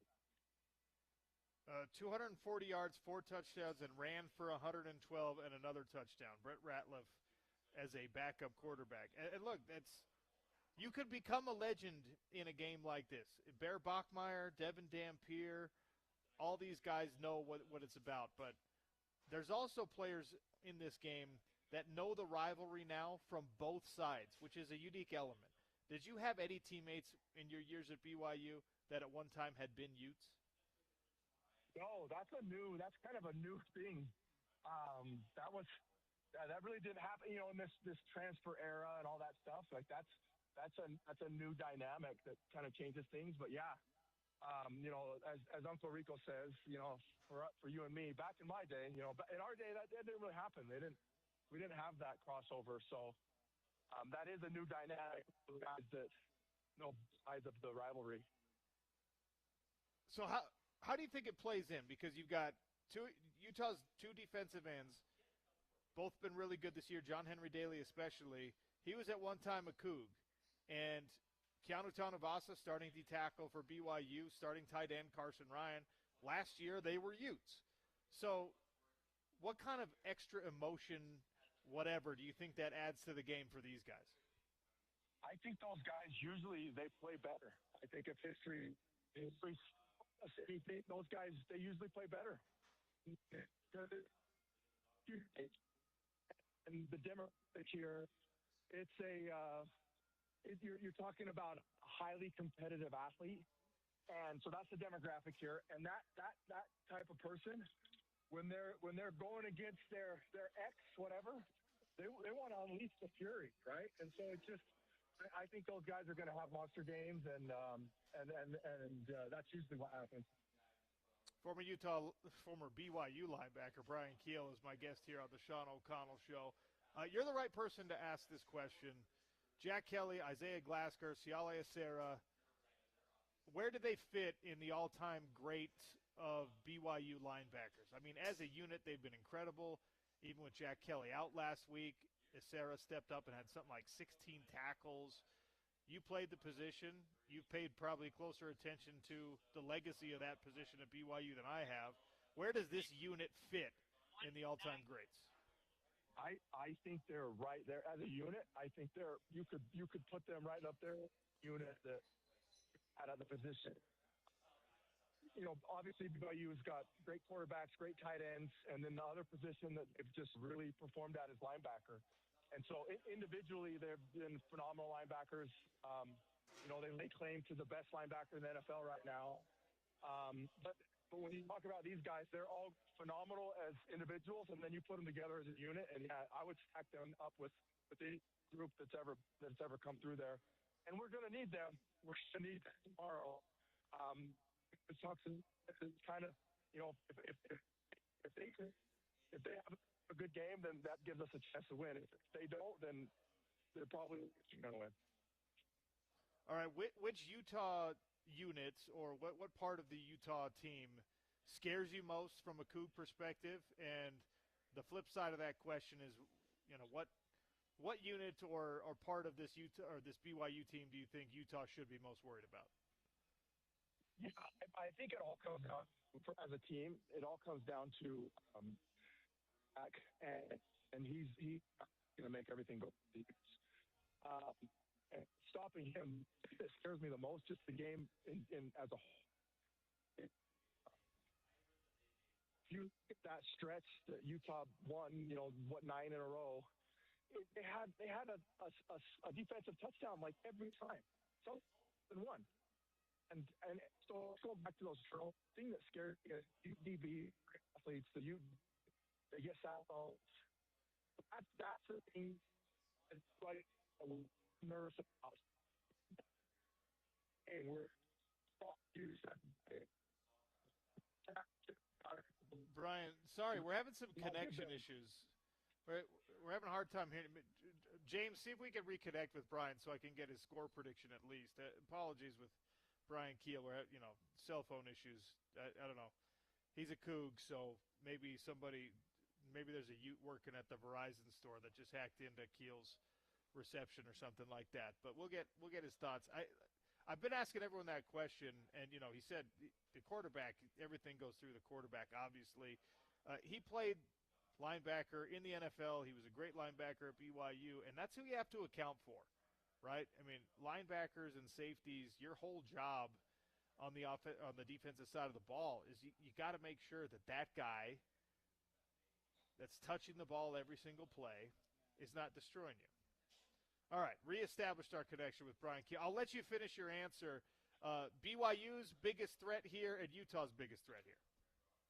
I think Utah's biggest threat, BYU's threat from the Utes is the scoring touchdowns by their defense. Okay. Since they have a history of that, in this game they just tend to do that. So that's what every BYU fan fears.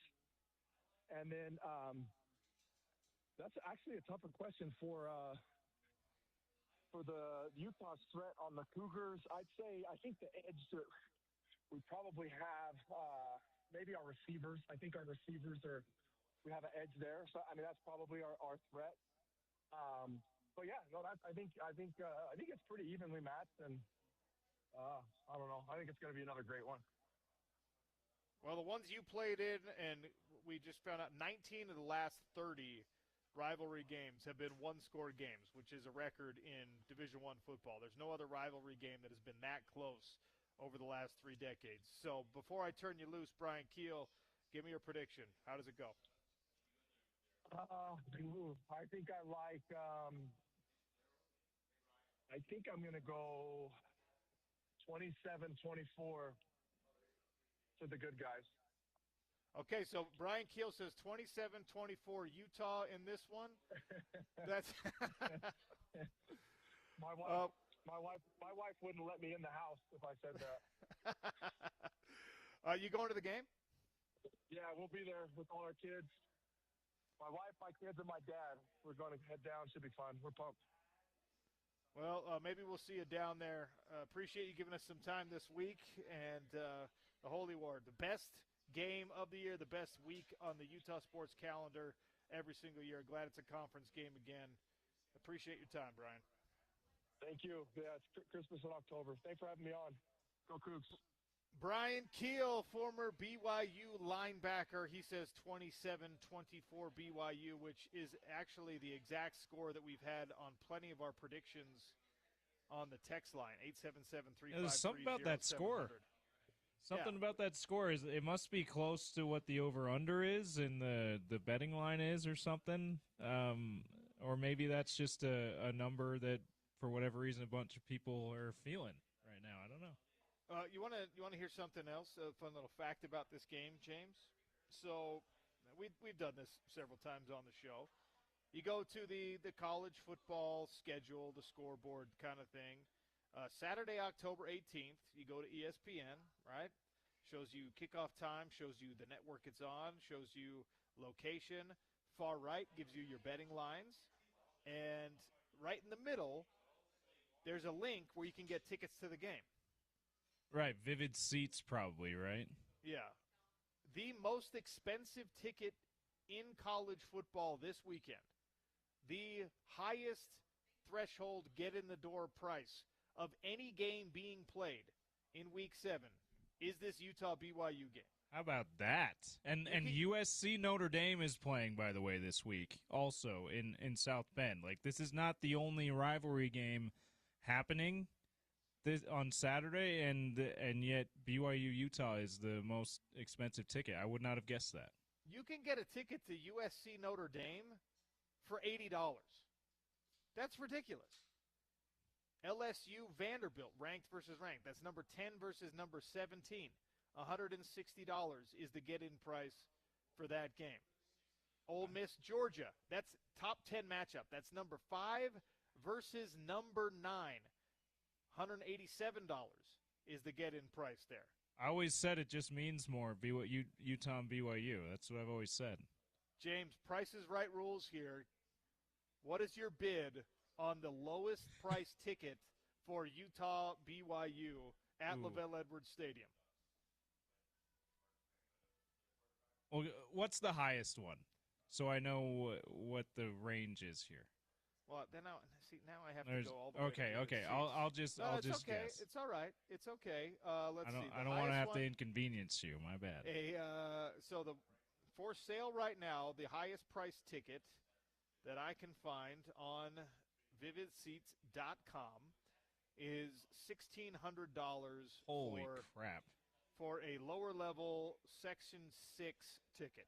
Wow, okay. 1,600's the high, so the low I'm going to say is $249.99.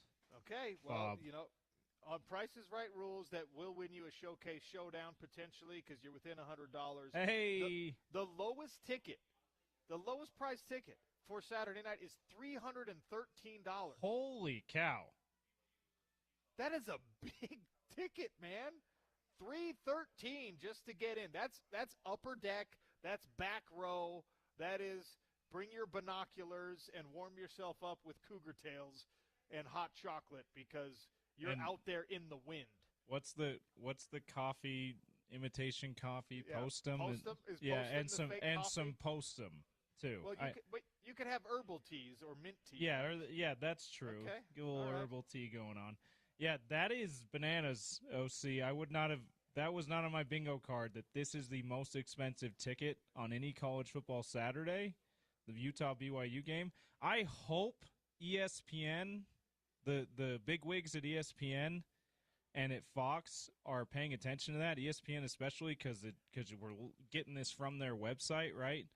A link from their website and from their big ticket partner, Vivid Seats. I hope they're paying attention to that and the Big 12 too, and they're encouraging the networks and the conference to put this game in a prime position going forward, not just prime time on a given Saturday that it's played, but like rivalry week, because the nation is still sleeping on this rivalry, and it's understandable. It's understandable why. This is the first time it's been this big of a game at when they've both been in Power 4 conference, but I mean, look at that. Look at how desirable it is to go to this game. Like, James, let's put this in the right place. As you're talking, I'm doing research. I'm looking up the most expensive ticket in college football. Not only the cheapest ticket in the building, the get-in price. Yeah. I'm trying to find the highest price ticket that is currently for sale, and I'm looking at Tennessee, Alabama, $880 for a club seat. So half of what the most expensive one for BYU is that we found so far. BYU, Utah. Here's one in the Alabama Ivory Club. The only ticket that is more expensive than one you will find at LaVell Edwards Stadium is a club seat at the Alabama Ivory Club, where utensils are probably made of ivory, the ivory of endangered elephants or something. That's $1,700, $1,763. That's the only ticket pricier than one that you can find at LaVell Edwards Stadium this weekend. This is the game to be at. If you have a ticket, protect it with your life. Or sell it for like $3,000, whatever. Goodness gracious. All right, got to take a quick one. Sal Volcano is going to join us next on ESPN 700 and 92.1 FM.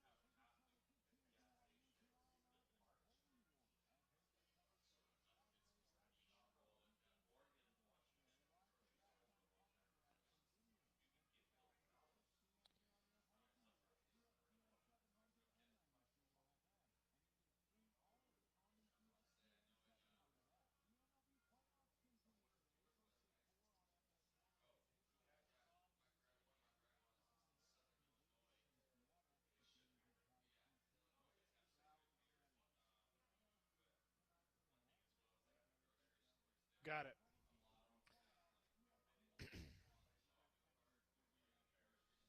No problem.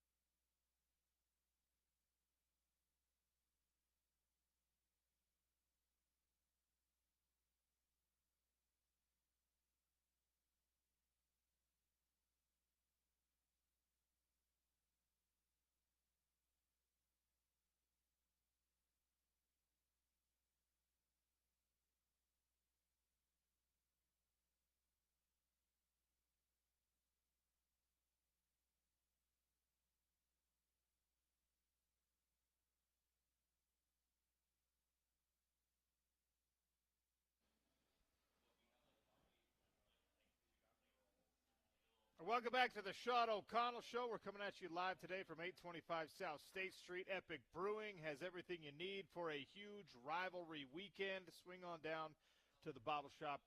Stock up. Man, we're lucky enough to be joined now by a guy I'm a huge fan of. Sal Vulcano is bringing the Everything's Fine Tour to Eccles Theater October 25th. Sal from Impractical Jokers brings the laughs right here to Salt Lake City. Visit salvolcanocomedy.com for more details. We also have details at ESPN 700, sports.com. And Spence Checketts is giving away tickets on the drive. Sal Vulcano right now on the Sean O'Connell Show. Sal, thanks for joining us. How are you, sir? Thank you, sir. Thank you for having me. And now you just got, as I was listening to Duran, I'm like, oh my God, I have not listened to them in a while. I'm going to go down a rabbit hole with them this week. That's my producer, James. He always knows the right tunes to bring somebody in with. It's an uncanny ability that he's got. Sal, you're jumping on. This is the most important Friday of the Utah sports year. We got our NHL team in action tonight, and tomorrow, Utah versus BYU. A ranked Utah football team versus a ranked BYU football team in a Holy War rivalry game that has not been this high stakes in at least a decade. This is massive. So give me your favorite sports rivalry. Give me, I don't know, dive into the Sal Vulcano vault of sports memories on a great rivalry game. Give me something to get everyone motivated for this rivalry game, if you could. I mean, okay, so for me, I have to go to the greatest rivalry I've seen or can remember. I got to go early 2000 Yankees, Boston Red Sox. I mean, that's as big as it gets. That's as big as it gets, and it was prime time for me. I've been a Yankee fan since I'm a little kid, so I started in about 85 with Mattingly. I waited a decade to even get to the playoffs, and then that whole rivalry was insane. And, of course, you had 2003 when we got the better of it, and then 2004 when they did. And that was, I mean, I'm a sports fan, especially when it comes to playoffs and stuff like that. But that, of my lifetime so far, that was the most visceral, that was the most visceral rivalry I have seen. I remember, watching with friends and family, not even being able to sit down, and there was a couple of bench clearing brawls and stuff, and it's like you kind of you're like, we got to go down to Yankee Stadium and see if they need help, Has your behavior as a Yankee fan or as a sports fan changed as you become more famous in your life as a comedian? Does, I don't know, 20-year-old Sal act a little crazier towards a Red Sox fan than what you would do now? I was never a troublemaker, but I was able to go to games way more often. I used to buy ticket packages and go to 20 games a year, and now I go to a game a year only because I like to sit in the stands and mix it up with everybody, believe it or not, I have such nice fans, and they want to go over and take photos. I went to my first game of the year only the last week of the season. I was like, I can't let a season go without missing a game. So I went and I sat in the bleachers, and it was it just was too much of a distraction. I never like to tell anybody no, so I just basically did a meet and greet for 4 hours in the stands. But no, I mean, as far as me giving everybody the business. I'm about the same. I always, I do it in good fun, because with the Yankees and especially those Red Sox fans, or sometimes when you get down to Philly, those folks can really, really, really get into it. Yeah. Philly fans especially. That's a different breed. Those people are crazy. Out here in like Salt Lake City, we think, oh yeah, our rivalries are intense, and there's this weird religious element to the rivalry. I was just talking to you about with BYU being the LDS school and the University of Utah being a state school and all that. But when you get into like that old school 3 generations, 4 generations of family East Coast stuff, it's just a little different out there, Sal. It's a little different. And when we switch over to football, I'm actually a Steelers fan. So our biggest rivalries, if you're just thinking, in conference, in division, probably the Ravens play really hard-nosed football like us. But Steelers fan, being a Steelers fan is a little bit easier. They have such a dedicated fan base. They if I go see a road game, like there'll always be a lot of black and yellow there. So it's like I never feel like I'm alone. You know what I mean? I want to talk about the Everything's Fine tour that's coming to Eccles Theater October 25th. SalVolcanoComedy.com for details and to get your tickets. How challenging is this, Sal, to go from being known in Practical Jokers? That's how you got a lot of your fame and a lot of probably people's expectations of you. It's going to be that version of Sal, and you're doing this solo comedy tour. How different is it? How difficult is it to have this new thing for your fans? Yeah, so for me, it's not that. I mean, it's not. I've been doing it quite some time, and it's just a matter of me educating people that I've been doing stand-up a very long time because they know me from the show. But I'm out every single night doing stand-up for decades, and I had a special release last year called Terrified. It's on HBO Max now. If you guys want to get like a taste of what I'm about, but this tour is a whole new hour of material. And I tour with the guys as well. That tour is geared toward the show and fans of the show. This is straight stand-up comedy. So if you've never seen me, or this is just me on stage, just doing what I love to do. And it's my favorite thing to do. There's nothing better than being on stage and having that sharing that moment, that energy with a crowd. And I get to travel everywhere and meet everybody. So I'm looking forward to coming through again. And I never really spoke about my family. I have kids and a wife, and I kind of kept that private, but I really wanted to talk about my life. So on this tour is the first time I'm ever opening up about that stuff. So even people that know me from the show for many years, this will definitely be a new side of me that you haven't seen before. Does the wife enjoy that? She's probably the butt of a couple of those jokes now.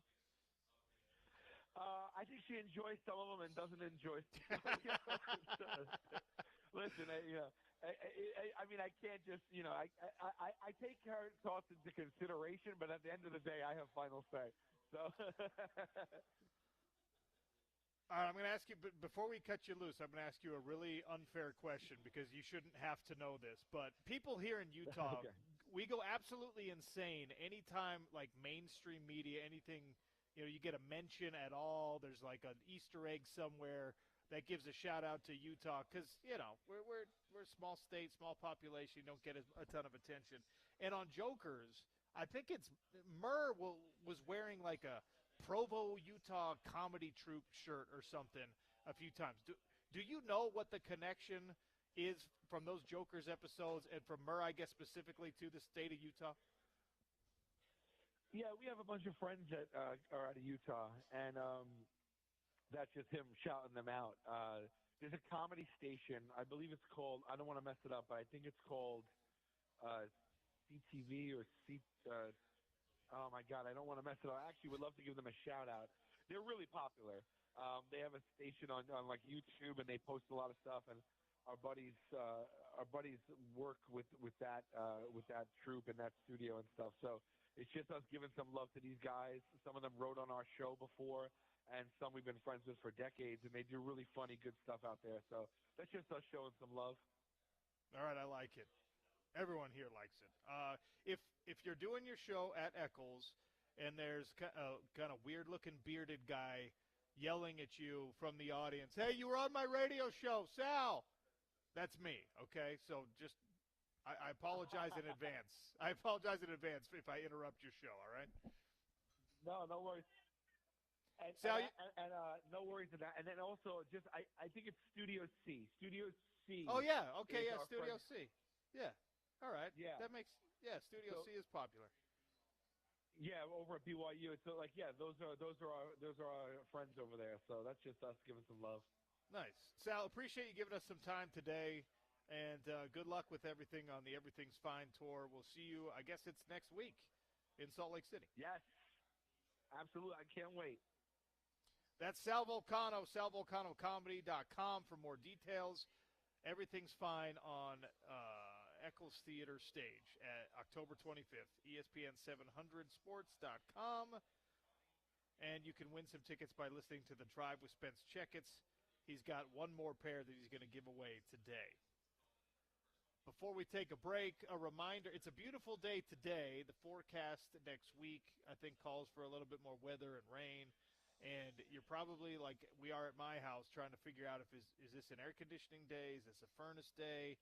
Why is this temperature so hard to manage inside the house? Well, one of the reasons it might be hard to manage inside your house is if your windows are old or if you've got old, crappy aluminum frame windows or something. It's time to step up, increase the value of your home. Call our friends at advancedwindows.com or Advanced Window Products at 801-850-9100. Get on the schedule right now. They're running their best discounts of the year. Tell them Mosi sent you. They're going to hook you up with at least $2,500 off 10 windows or more. Maybe you want to add something to the aesthetic of your home. Maybe you're looking for, instead of the classic white frames, you're looking for something off-white, a tan. I've seen them do kind of a rust red type color, something that's just going to make that exterior look pop. They can really handle it all. And as always, it is a local crew that comes out and gives you the bid. It is a local crew that manufactures the windows. It is a local crew that installs the windows. And for the life of your home, it will be a local business that services the warranty, the lifetime warranty on those windows. 801-850-9100. Give Advanced Windows a call. Lee Sterling joins us next to help handicap the weekend, including the Holy War. It's the Sean O'Connell Show coming at you from Epic Brewing on ESPN 700 and 92.1 FM.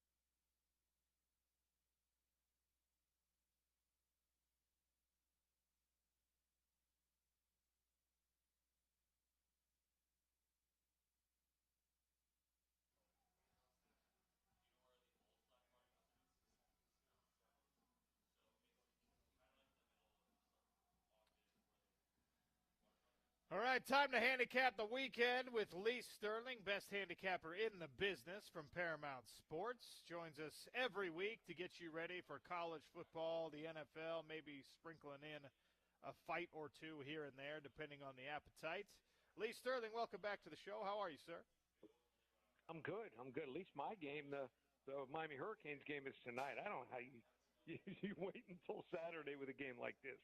Oh, my gosh. And not only wait till Saturday, but wait till Saturday evening. So we wake up on game day, and you still got 12 hours. But you know what? It's going to be a fun one, Lee. We'll finish the picks with that one, obviously, saving the best for last. But let's dive right into this thing.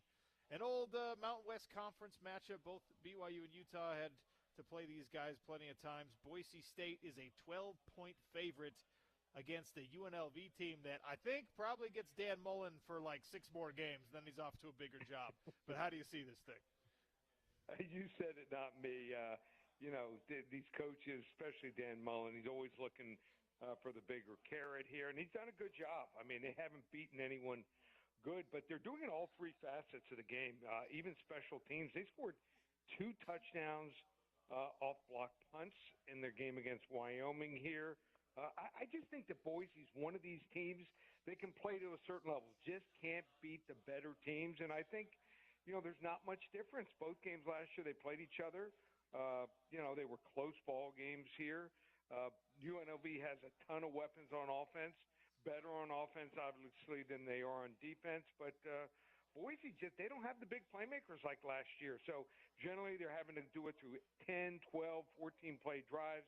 Instead of quick drives like last year, 3, 4, 5-play drives. So they're going to have to control the clock and not probably turn the ball over more than once if they want to cover the spread. I think this is a 1-touchdown game here. I have Boise winning this game 45-38, but I'll take the 12 points in the Running Rebels. All right. UNLV to cover is the first pick of the week for Lee Sterling. We get into some of these Big 12 matchups. And look, there's a bunch of conference championship implications. Tiebreakers are probably going to be a factor as we head down the stretch in the Big 12. It's another reason why this Utah-BYU game is so important. But Cincinnati is one of the surprise teams. And, Utah's got them in a couple of weeks. They are big-time favorites here, 21.5-point favorites over a hapless and helpless Oklahoma State Cowboys team. Do the Bearcats cover? Well, just look at the Oklahoma State quarterback situation. They start with a quarterback, gives a couple decent games. He gets hurt, he's out for the year. Then they try another kid, put him in for a couple series. He throws a couple picks, he's done. Third guy can't do it. So what do? Bring a guy, I think he's been with 4 different colleges, started as a quarterback, now he's a receiver, and they say, you're the guy. Of all the teams I power rate, Oklahoma State is dead last by over a touchdown. The next closest team is Stanford, who is tough to watch here. So I just think that the Cincinnati team is still a little under the radar. They did lose that opening week game against Nebraska, had a couple calls go against them. But since that time, they've improved. I love their 3 receivers they brought in on the transfer portal. You need big plays here to cover spreads. Cincinnati does it here, 45-17. Bearcats continue to march forward with a good record and might be another ranked versus ranked when we see them against the Utes in a couple of weeks. Right now, Texas Tech is the class of the Big 12 Conference. They are undefeated. They are one of the best defenses in the country. They are 11.5-point favorites against Arizona State, and who knows whether you get Sam Levitt anywhere near 100% healthy or not. I'm not sure it matters because of how Texas Tech has been so good, but I do expect that the Red Raiders will come back down to earth some weekend. Is this the one, or do they win and cover against the Sun Devils? Yeah, they're definitely going to have an eventual really tough game. But, look at some of these numbers they're putting up. I mean, it used to be all offense, and their offense is still good. And there's a chance they could be without their starting quarterback. I mean, does it matter? I think their backup might even be better than their starter. And then on top of that, they get after the quarterback, only averaging giving up 88 yards per game on the ground. They're top 10 in pass defense here. So, maybe they're going to look ahead soon. But, I just don't see it yet here. This Arizona State team, they're going to have to score here.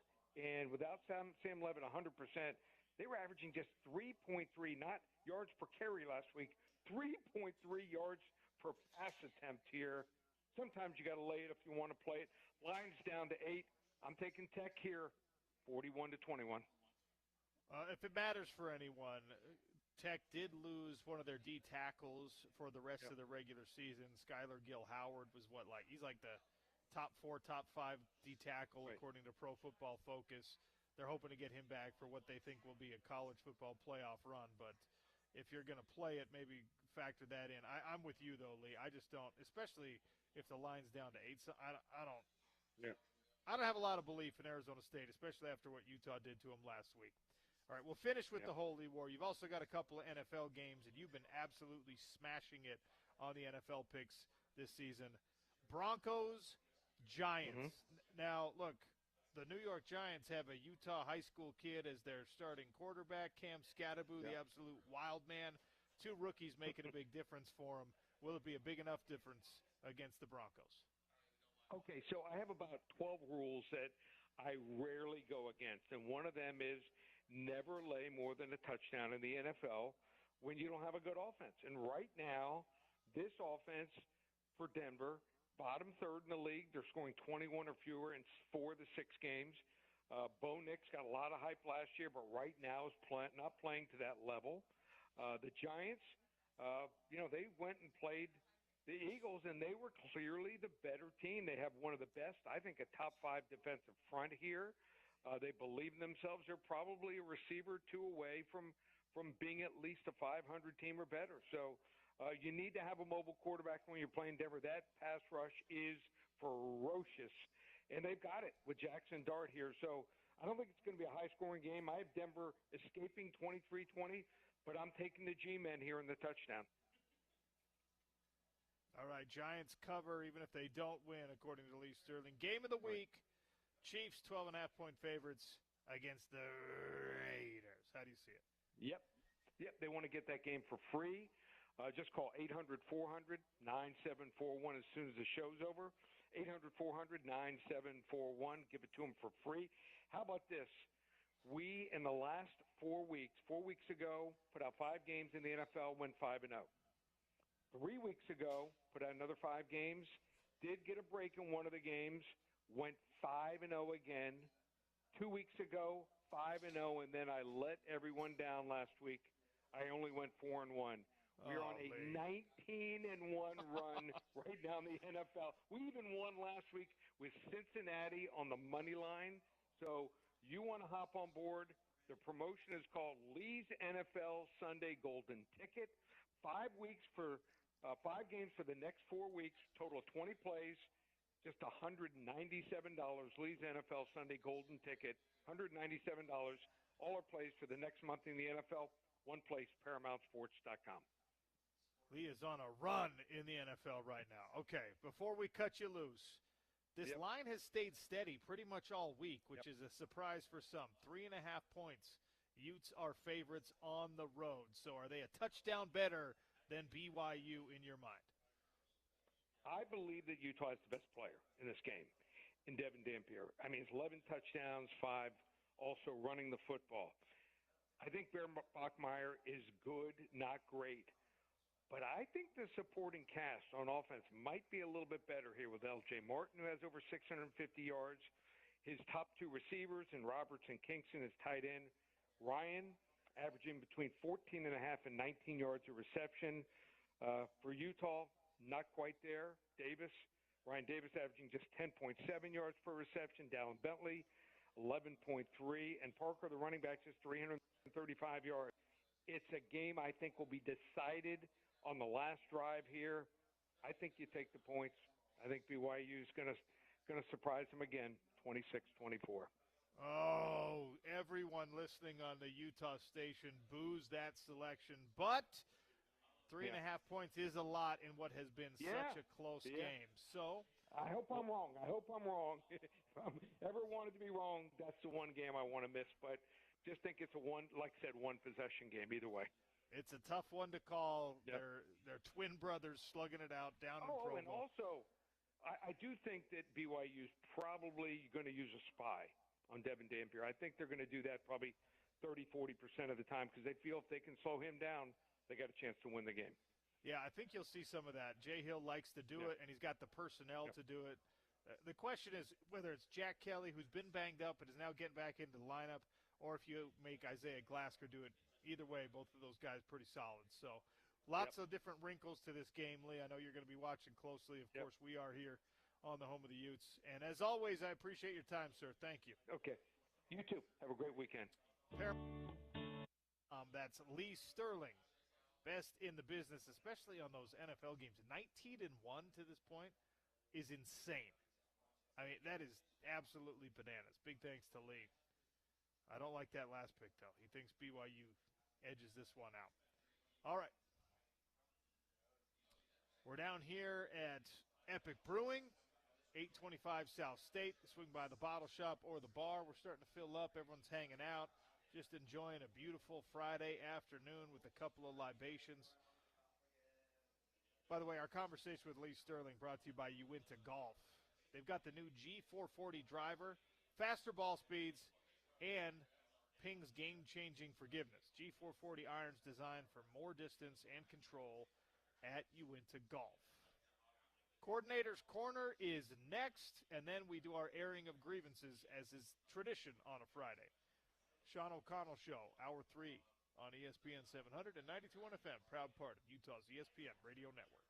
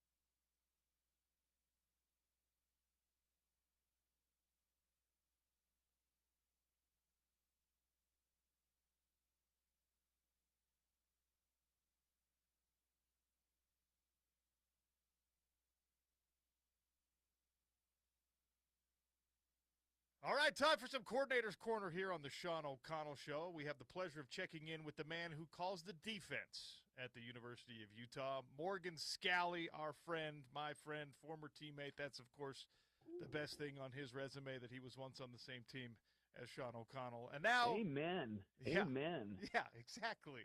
Morgan, how are you, sir? Doing well, brother. Doing well. Just in the middle of BYU prep and fired up for our guys. Yeah, fired up for your guys as well. Before we get to rivalry week, the Holy War, everyone's favorite week of the sports calendar here on the Sean O'Connell Show, I want to talk about the week we just saw you finish against a really good Arizona State team that didn't have Sam Levitt, didn't have their normal starting quarterback. How much does that change your game plan when you find out, you get the injury report, and you say, all right, it's going to be Sims. He's a dual-threat guy. He's a good runner. He's probably not quite the passer that Sam Levitt is, but did it markedly change the way you were going to call that game? Absolutely not. They're very similar skill set. Sam was a little bit quicker, side to side. Sims still had the long speed, but in terms of escapability, Levitt has the edge on him there. And then you're right, just a little bit more in terms of the accuracy down the field with Levitt. So did not change much. I think it's much bigger of an issue when you have two completely different quarterbacks, a pocket passer versus a dual threat. So it was good that both had a similar skill set. So 42-10, the ultimate result. The offense plays incredibly well. I was over the moon with the performance I saw from your defense corralling a guy who statistically is the best wide receiver in the Big 12 Conference, is talked about. I mean, the mock drafts that just came out yesterday have him the number 8 player in the entire country. And, Jordan Tyson had what for him is a bad day against Utah defense, 8 catches, but no room to run after those catches. Talk about, the game plan against him and the performance of Smith Snowden and the other guys that helped corral him. Yeah, I mean, that's the reason why our corner group was collectively the player of the game on the defensive side of the ball, was what they were able to do to them. The big emphasis was going to be, press and get hands-on. There were a few instances where we were going to bracket him with the free safety, and the times that we weren't, that was the challenge. That was a challenge for our guys, and man, did they step up in a huge way. Really good at getting hands-on early, disruptive. When you're playing man coverage, that's the biggest thing, is you're trying to disrupt the timing of the quarterback and the wide receiver, timing of routes. Wide receivers have either steps or yards in their head in terms of, yards I need to get on the curl, yards I need to get on the comeback, or steps I need to get on a 3-step. Well, when you've got a guy in his face getting hands-on, all that stuff goes out the window. So very, very pleased with what the secondary did, particularly the corners, and they met the challenge in a huge way. How do you decide when you're going up against a unique talent at that wide receiver position, whether or not man coverage is the right thing? I know that's kind of like how the Utah defense's bread is buttered, but sometimes there are guys who are man coverage beaters. How does that decision-making process go for you? Well, a lot of it has to do with situational tendencies, down and distance tendencies. This is a situation where, they like to go deep. When he's lined up in this location, this is where he's most dangerous. This is where they want to go. So a lot of it's just game planning, situational football. And then if, in game, if that plan's not working, you really have to adjust. And do maybe some different things. But, things were working and our guys were doing well in coverage, and so we just kept at it. You were also credited 5 sacks in this game. Was that you dialing up pressure or guys winning their one-on-one matchups? It's always the players, brother. It's always the players, and they did a heck of a job executing stunts. Being relentless to the quarterback. You saw John Henry Daly with an unbelievable effort play, that the quarterback ends up bumping into his own guy, but John Henry is the one that forced that. a Levani Damuni going up and over the running back. So a lot of that it's just players making plays, and we've been fortunate to have those guys over the years that find a way to get to the quarterback, and that was a big part of stemming their momentum, because they did get some momentum here and there on drives, and all of a sudden you get a sack or a TFL, and that changes things, and it messes their tempo. You get them off schedule, and now they have to slow things down or call things different, and so that was a big part of the game. Probably the biggest question that people had for me last week about what your defense was going to be doing against Arizona State was, well, how do you compensate for the absence of Nate Ritchie, who we're glad to hear is not out with a season-ending injury, but is going to miss some extended time. And I was like, I think they'll be okay if Jackson Benny's healthy, and Teo Johnson has been playing better and better, it seems, every game. How did you grade out your safeties against the Sun Devils? Very, very good. Pleased. Teo had to play a little bit more in the box as a strong safety. I thought he did well. Benny is a natural go up and get it, and also a very good tackler. So I like that duo. And injuries are going to be a part of every single season, and that's why you recruit, and that's why you develop. And you can't sit there and say, "Woe is me." It's next guy up, and let's go. And you saw Nate Tillman when he got his opportunity in there in the game, got a sack, got a TFL, did some really good things as well. And so I was pleased with Tillman's performance as a true freshman as well. I know that's a tough position to really get the ins and outs of as a true freshman, but I think what I've noticed about Tillman in the limited action we've seen from him so far is it's like, oh, that's why they recruited that guy. I mean, his traits, his acceleration, it seems like a guy, when he gets it, when it clicks all the way, he's going to be a hell of a safety. 100%. And just that exposure in the West Virginia game, second play of the game, it's your time, dude. I mean, what an eye-opener for him. And now you can see within the last couple weeks just the acceleration of his confidence. Morgan Scalley's our guest here for Coordinator's Corner, brought to you by America First Credit Union. Enough about the Arizona State game. As much as we love that win, 42-10, it is now the best week of the year on our sports calendar. It is Utah versus BYU. It is the Holy War. This has been a game that's been a part of your life one way or another, probably since you can remember. So how do you keep the main thing the main thing? How do you still do the job the same way this week as you do every week when you, more than most people, understand the magnitude of this particular game? Well, what it takes to win a game, it takes to win a game, and nothing that's said or chanted or whatever ends up winning the game. It's behavior that wins the game. And so, as a young kid and even as a football player, you saw things in a very emotional way. And, it can cause you to be immature. But emotions are a part of this game, whether you like to admit it or not. And it's how do we channel that for good? Because what you don't want is you don't want stupid penalties. You don't want guys doing stuff that's going to cost you a game. And you have to remind guys, here's why you win and here's why you lose, and let's focus on that. Yes, we love the energy and the passion, and it's got to be there. Celebrate together, but it's helping them understand how to channel that emotion, because it's a big game, and recruiting is at stake, and a lot of things are at stake. Bragging rights for fans and all that stuff.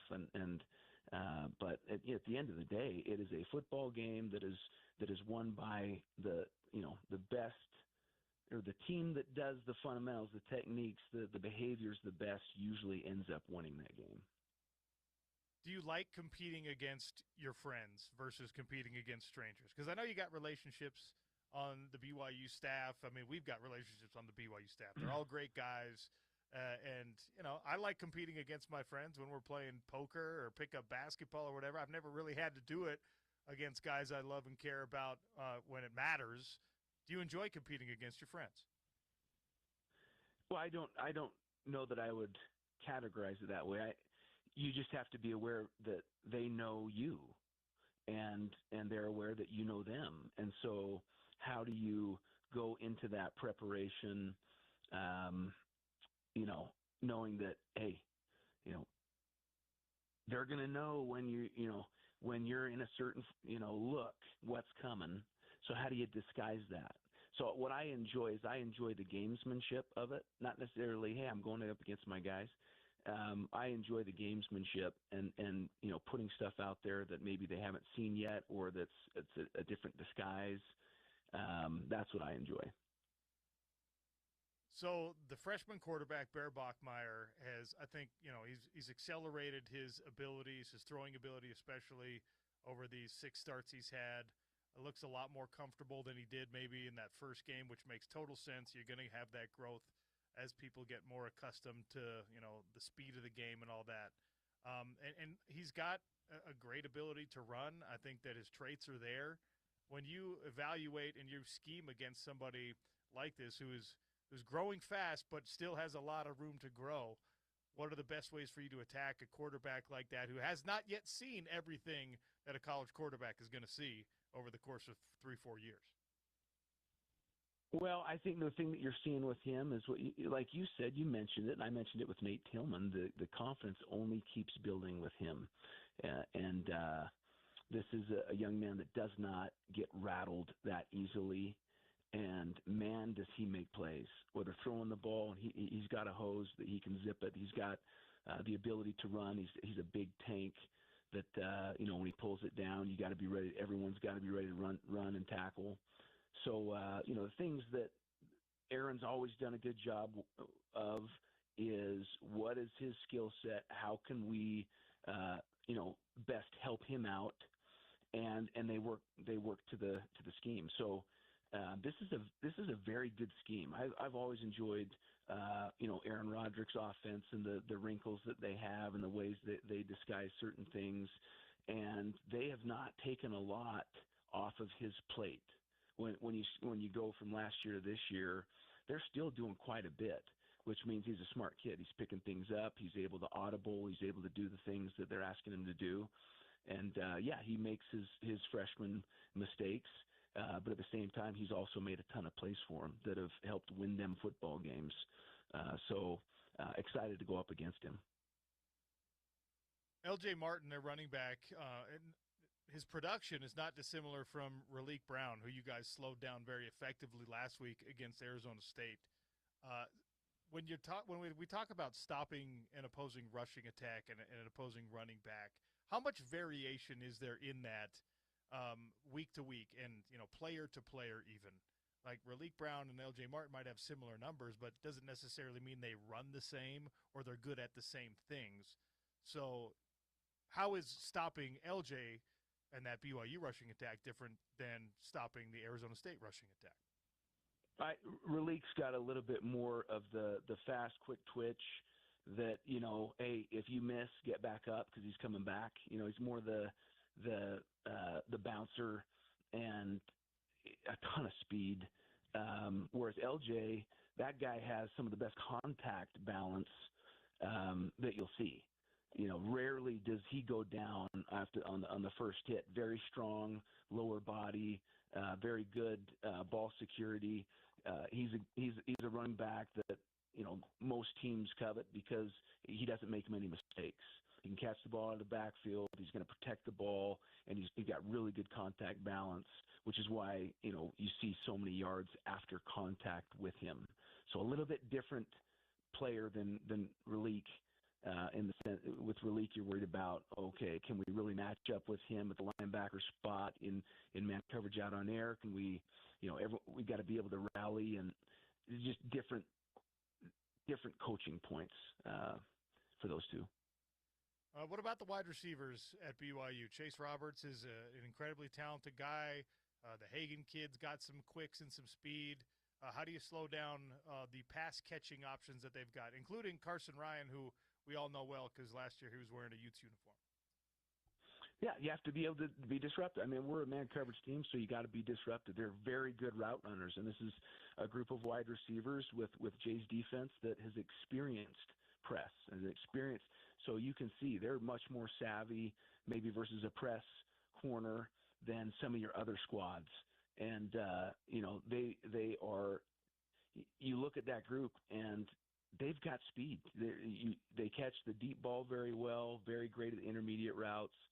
So, and they intermix the screen game quite a bit, so you don't know when the deep stuff's coming. And I just think they do a really good job. And those wide receivers, it seems like they catch everything that comes their way. I asked Evan Dampier about this in our conversation with him this week. It's a road game, but it's 45 minutes away, so you don't have to necessarily do things exactly the same way as you do for your other road games. Like, do you sleep in the Ute team hotel, or do you go down to Provo and sleep in a hotel there? How do you handle the little logistics in a game like this? Well, the hotel that we used to stay in down in Provo, I think BYU now occupies, so it's kept us. We're going to be here in Salt Lake City, and then we'll drive down. Okay. You should still stay in the same hotel, so both teams are in the same hotel. Just, eat meals together, have it get crazy during rivalry week, little, dance fights in the lobby or something like that. I'll let you bring that up to the head man. That you and Kyle can have that conversation. Yeah. All right. I don't think he'll like that suggestion very much. Look, Big Noon Kickoff, again, has decided that this is the game that they want to highlight, even though it's not the 10 a.m. kickoff. We were going through the history of Big Noon Kickoff, which is relatively new in the landscape of college football broadcasting, and we think this is the first time that the studio crew has been at a place that's not the Big Noon Kickoff game, that they've separated those two things. We weren't able to definitively figure out if this is the first time, but if it's not the first, it's one of the first times where the game being broadcast is not the game that they're highlighting by being on location in the studio. I know that doesn't make your life any different this week, but the reason I bring it up is because it feels like another opportunity, national attention, big game atmosphere. We had this just a couple of weeks ago, and it did not go the way that you or the players or the fans wanted it to go. Is there any lesson to be learned from that to adjust to this big game atmosphere and this level of attention to get it right the second time? I would just say that all that is it serves as distraction. I don't care who's broadcasting. If anyone broadcasts, what it takes to win a game, it takes to win a game. And if you let that stuff, distract you from watching film, from paying attention to things that really matter, it really doesn't matter. We can say, we have a great track record on Big Noon Kickoff, which we probably don't. The thing is, we lost the last two, but that doesn't win or lose football games. It just, it's awesome for fans and awesome for recruits, but for your players, you got to focus on what it takes to win the game, and playing situationally smart and doing the things that win football games. So to me, it's just a big, it can be, if you let it, be a distraction. It seems like every year, regardless of records, regardless of, what the stakes are, this ends up being a very close game, a hotly contested game that comes down to a play here, a turnover there, a blocked kick or whatever here. Does it feel like that kind of a game to you? It always feels like that type of a game. I never go in and say, hey, we're going to blow these guys out or we're going to get blown out. This is, and probably because we know each other so well, that's probably, why you see it so close and as it is. And, you got to be able to keep the emotions in check and continue to play till that last whistle, because as you've seen throughout the rivalry, comebacks happen, and you got to be able to finish. Do you have, as a coach or player, a favorite memory of this Holy War rivalry game? Senior year, when the fans rushed the stadium floor, that was pretty awesome. That was my favorite memory too. I tell that story all the time. I do it this week every year. The coolest thing was how kind of polite everyone was about the whole scenario, right?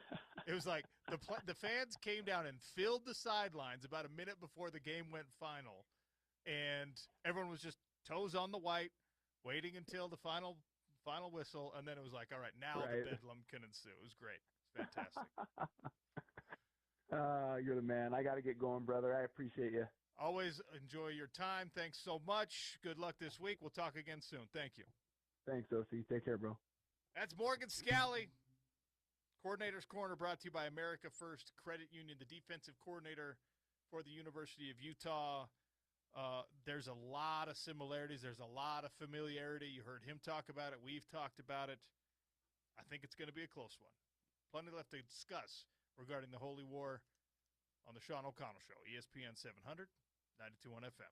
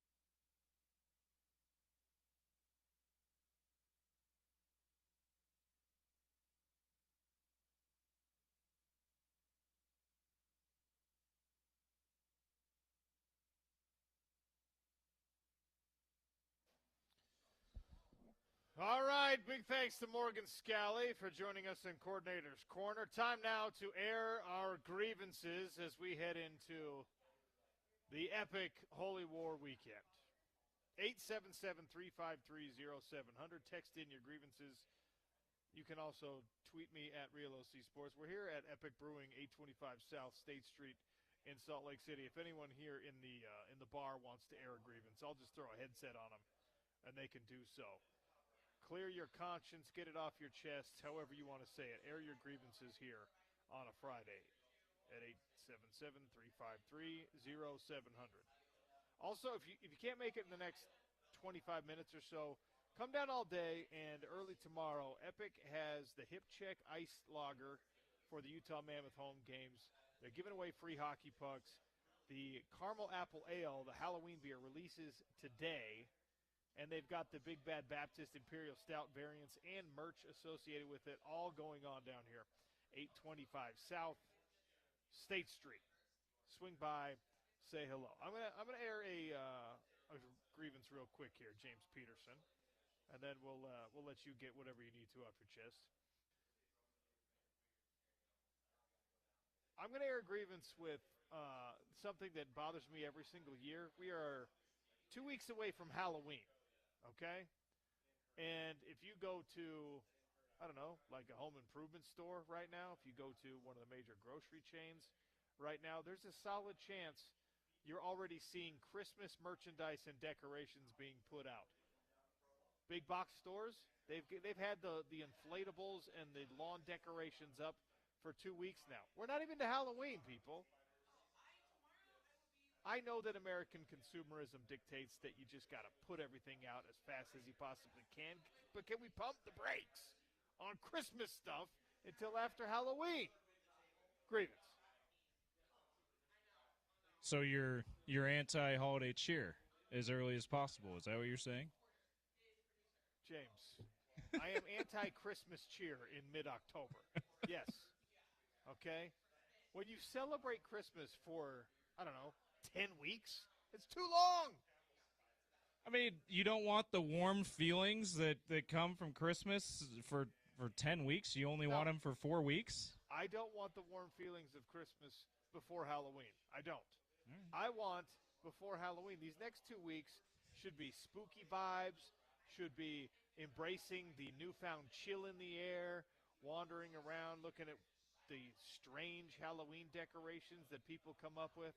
I was walking my dog last night, and one of my neighbors, it's a very nice house, one of my neighbors has skeletons laid out like vagrants on their lawn, dressed as if they're just like shiftless hobos on the lawn. Okay.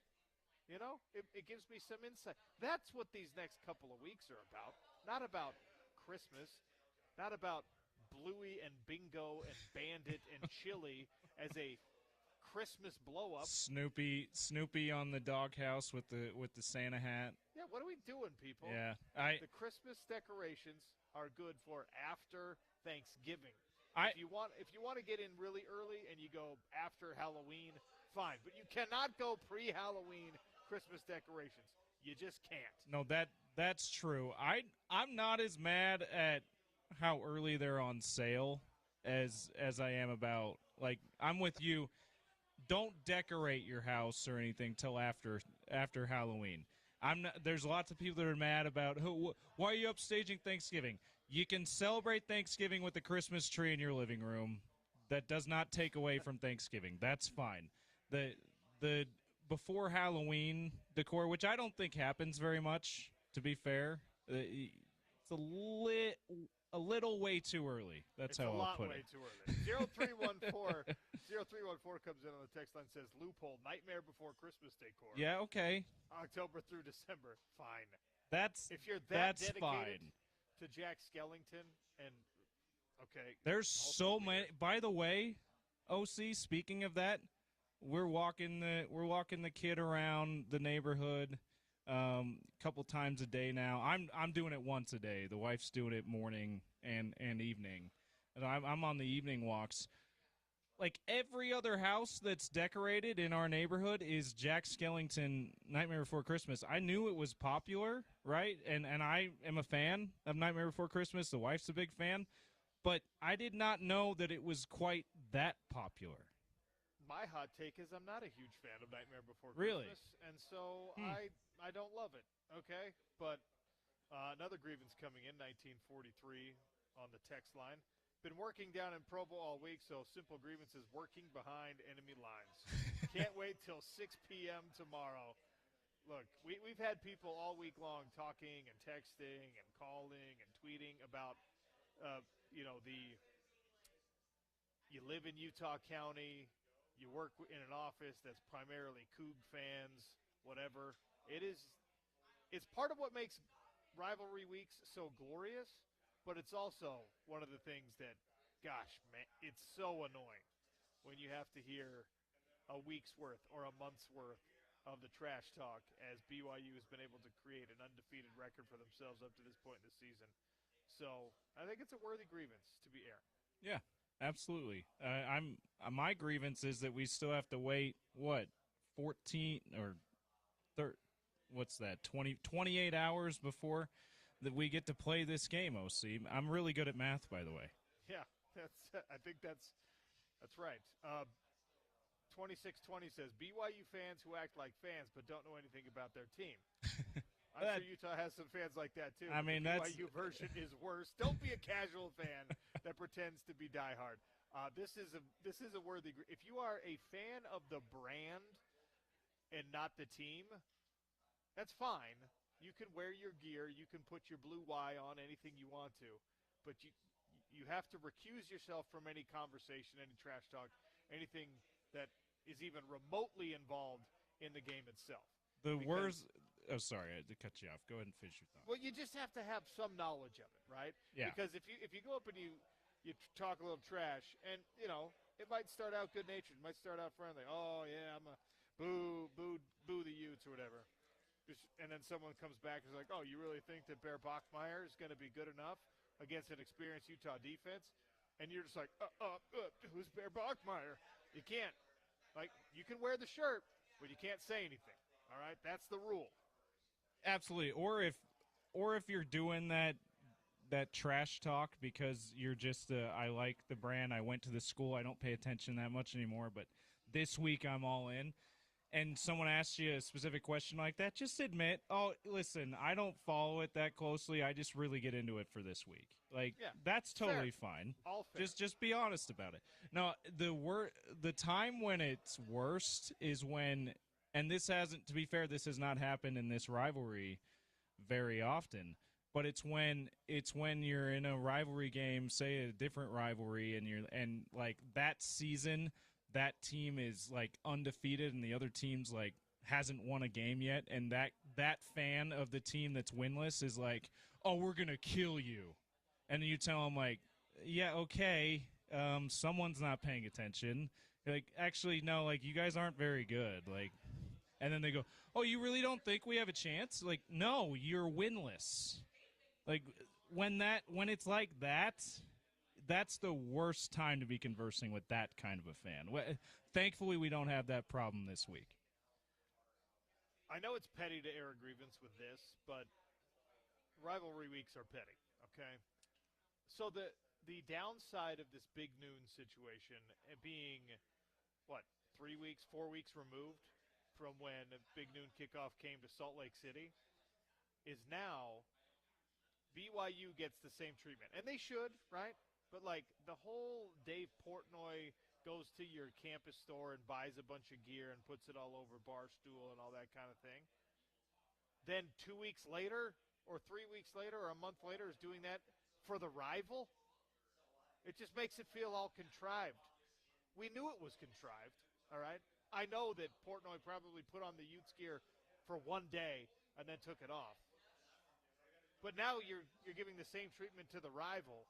And it just, the point is they're trying to make it seem like, everybody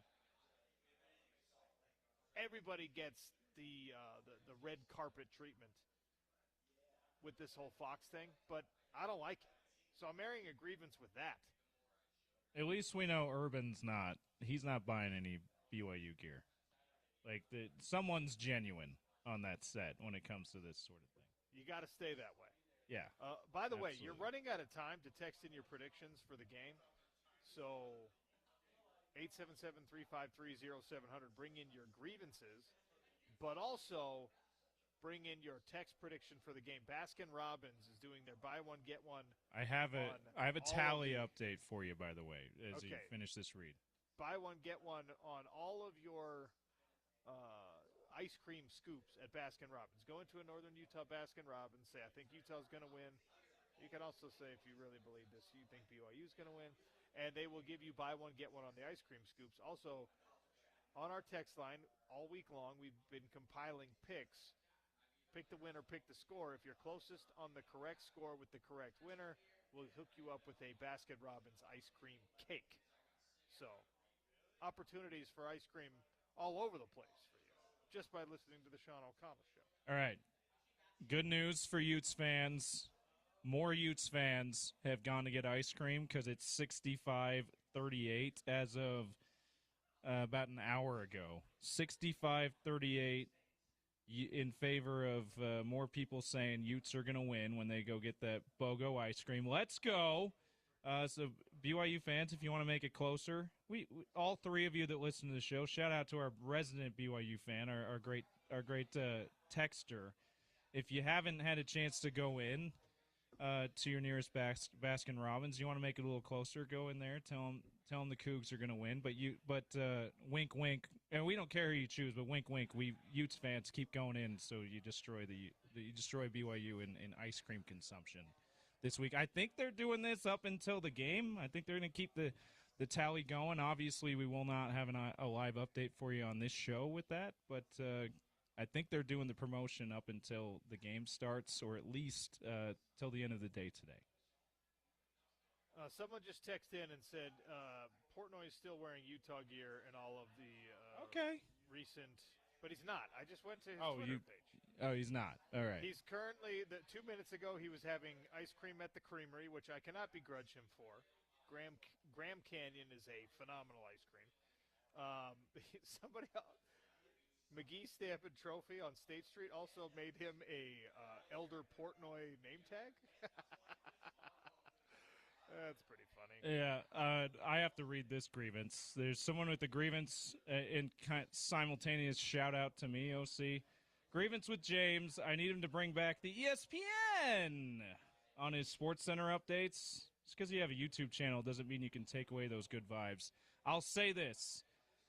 It changed when we added the 92.1 FM. Yeah, so when it was just ESPN 700, it's the ESPN with your ESPN 700 on ESPN 700 app. Now it's more of a mouth. It's more of a mouthful. We had to add the 92.1 FM. So the brand changed. So the ESPN is gone. There you go. There's a few of those for you. Shout out to you. I'm glad you enjoy the SportsCenter updates. That was a polarizing. It was a polarizing thing. People loved it or hated it. People in the industry, more people in the industry, they weren't always talking about that part of it, but more people in the industry were like, man, your updates are amazing.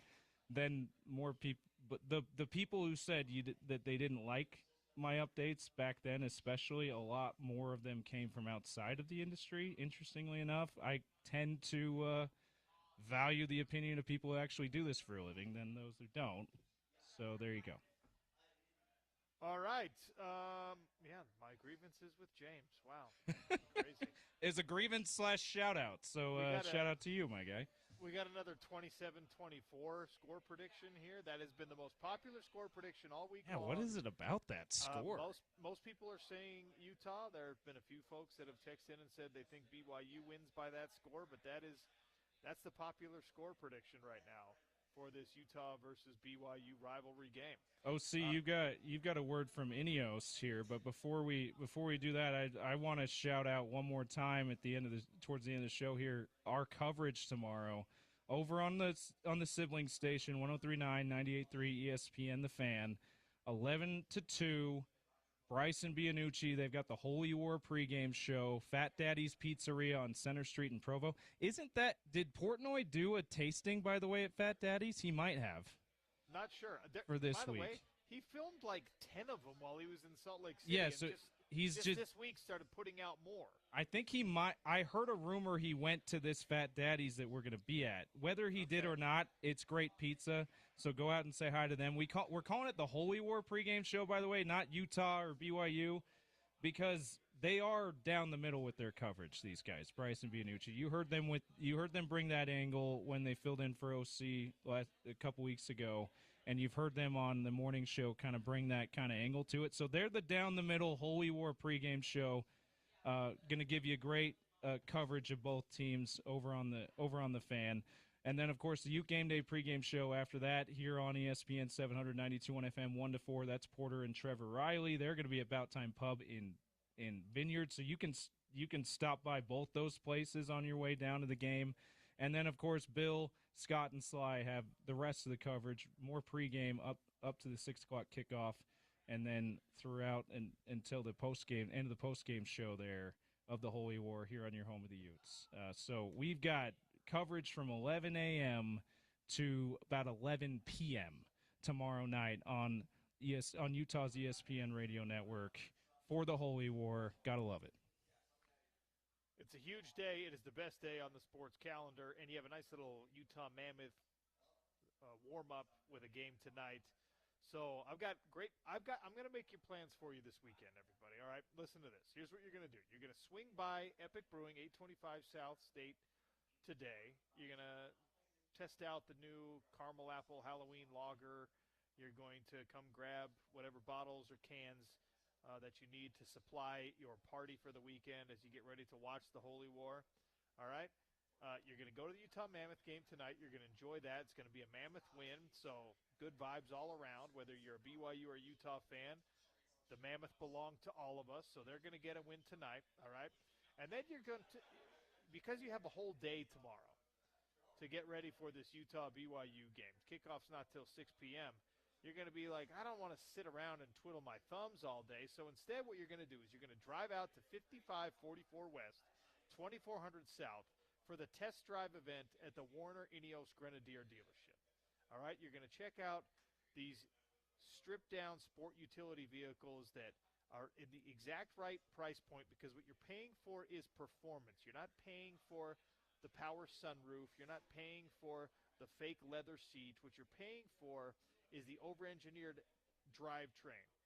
What you're paying for is the powerful engine. What you're paying for is the winch that can pull you up out of those ditches you get yourself stuck in because you're experiencing our Utah back roads and backwoods and highways and getting yourself out into the wilderness in a Grenadier vehicle.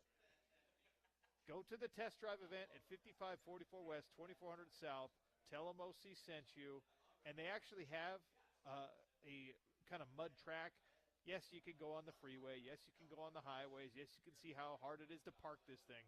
But they're also going to let you test out in a little bit of dirt, a little bit of mud, what the performance of the vehicle as an off-road 4x4 is really like. They've got cashback discounts. They've got tariff relief discounts. They've got all of the good stuff happening this weekend at the test drive event at 5544 West, 2400 South in West Valley. So there's your weekend planned. Of course, after you do that, you maybe sign off on the paperwork on a brand-new Warner Ineos Grenadier, and you can drive that thing down to Provo and park at LaVelle Edwards Stadium, where we will see Utah versus BYU. Final thoughts and a prediction before we finish things out here at Epic Brewing. That's next on the Sean O'Connell Show, ESPN 700 and 92.1 FM.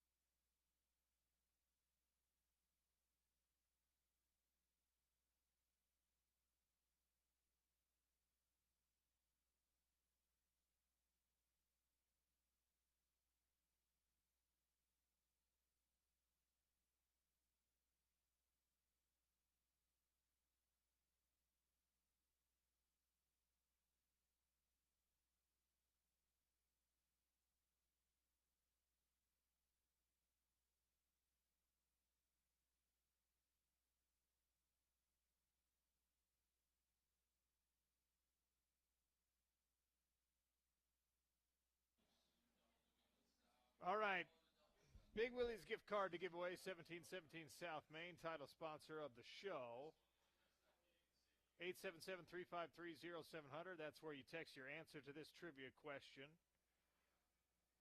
Last 30 years of the Utah football rivalry against BYU, how many of those 30 games have been one-score contests? Games decided by one score or less. We talked about it with Bill Riley. Porter Larson brought it to the coaches show last night. How many times in the last 30 meetings has the Utah versus BYU Holy War game been decided by one score? 877-353-0700 for a Big Willie's gift card. Spence Checketts is out at the Warner Ineos Grenadier Test Drive event. He'll be there from 2 to 6 today. Great giveaways. Get behind the wheel of the new Grenadier 4x4. Check out exclusive test drive weekend offers. That's going on now all the way through Sunday. Anything that you missed on the show, you can find on the ESPN 700 app. Tell your smart speaker to play ESPN 700. Or go to ESPN700sports.com and check out the on-demand section. James, official prediction for the game. For the ice cream cake, what do you say? For the ice cream cake, well, I don't know. Porter's listening in the other room. He usually wants me to wait till his pregame show to give my prediction. So, all right. So Porter, plug your ears. No, I'm stuck between. Maybe I'll just say this for now, and then I'll settle for one on his show tomorrow. The U Game Day pregame show, 1 to 4, from Bout Time in Vineyard. I'm stuck between 24-17 Utah and 23-20. I think it's going to be one score and lower scoring, right? And I could even see it being both teams scoring under 20, just because you've talked about this with Spence talked about this with Witt this week. You talked about it with Morgan Scally and others, just about the familiarity with this and how hard it is to get anything done when the other side knows what you're going to do, right? I would think that that's harder to do on offense for the offensive side than it is for the defensive side. So that's why I think probably more of a lower scoring game, one team in the 20s, or both in the 20s but really low 20s here. It's gonna be a grinded out defensive struggle, I think, down there at LaVelle Edwards. 28-27 Utes. That's my prediction. It'll be a classic down there at LaVelle Edwards Stadium. We've got a whole day of coverage for you starting tomorrow morning. Stay tuned for the Drive with Spence Checketts. Thanks for listening all week, and make sure you swing down here to Epic Brewing at 825 South State Street. Pick up your supplies for the weekend from the bottle shop and hang out in the bar for a little bit while you're here. Sean O'Connell Show out on Utah's #1 sports talk, ESPN 700, 92.1 FM.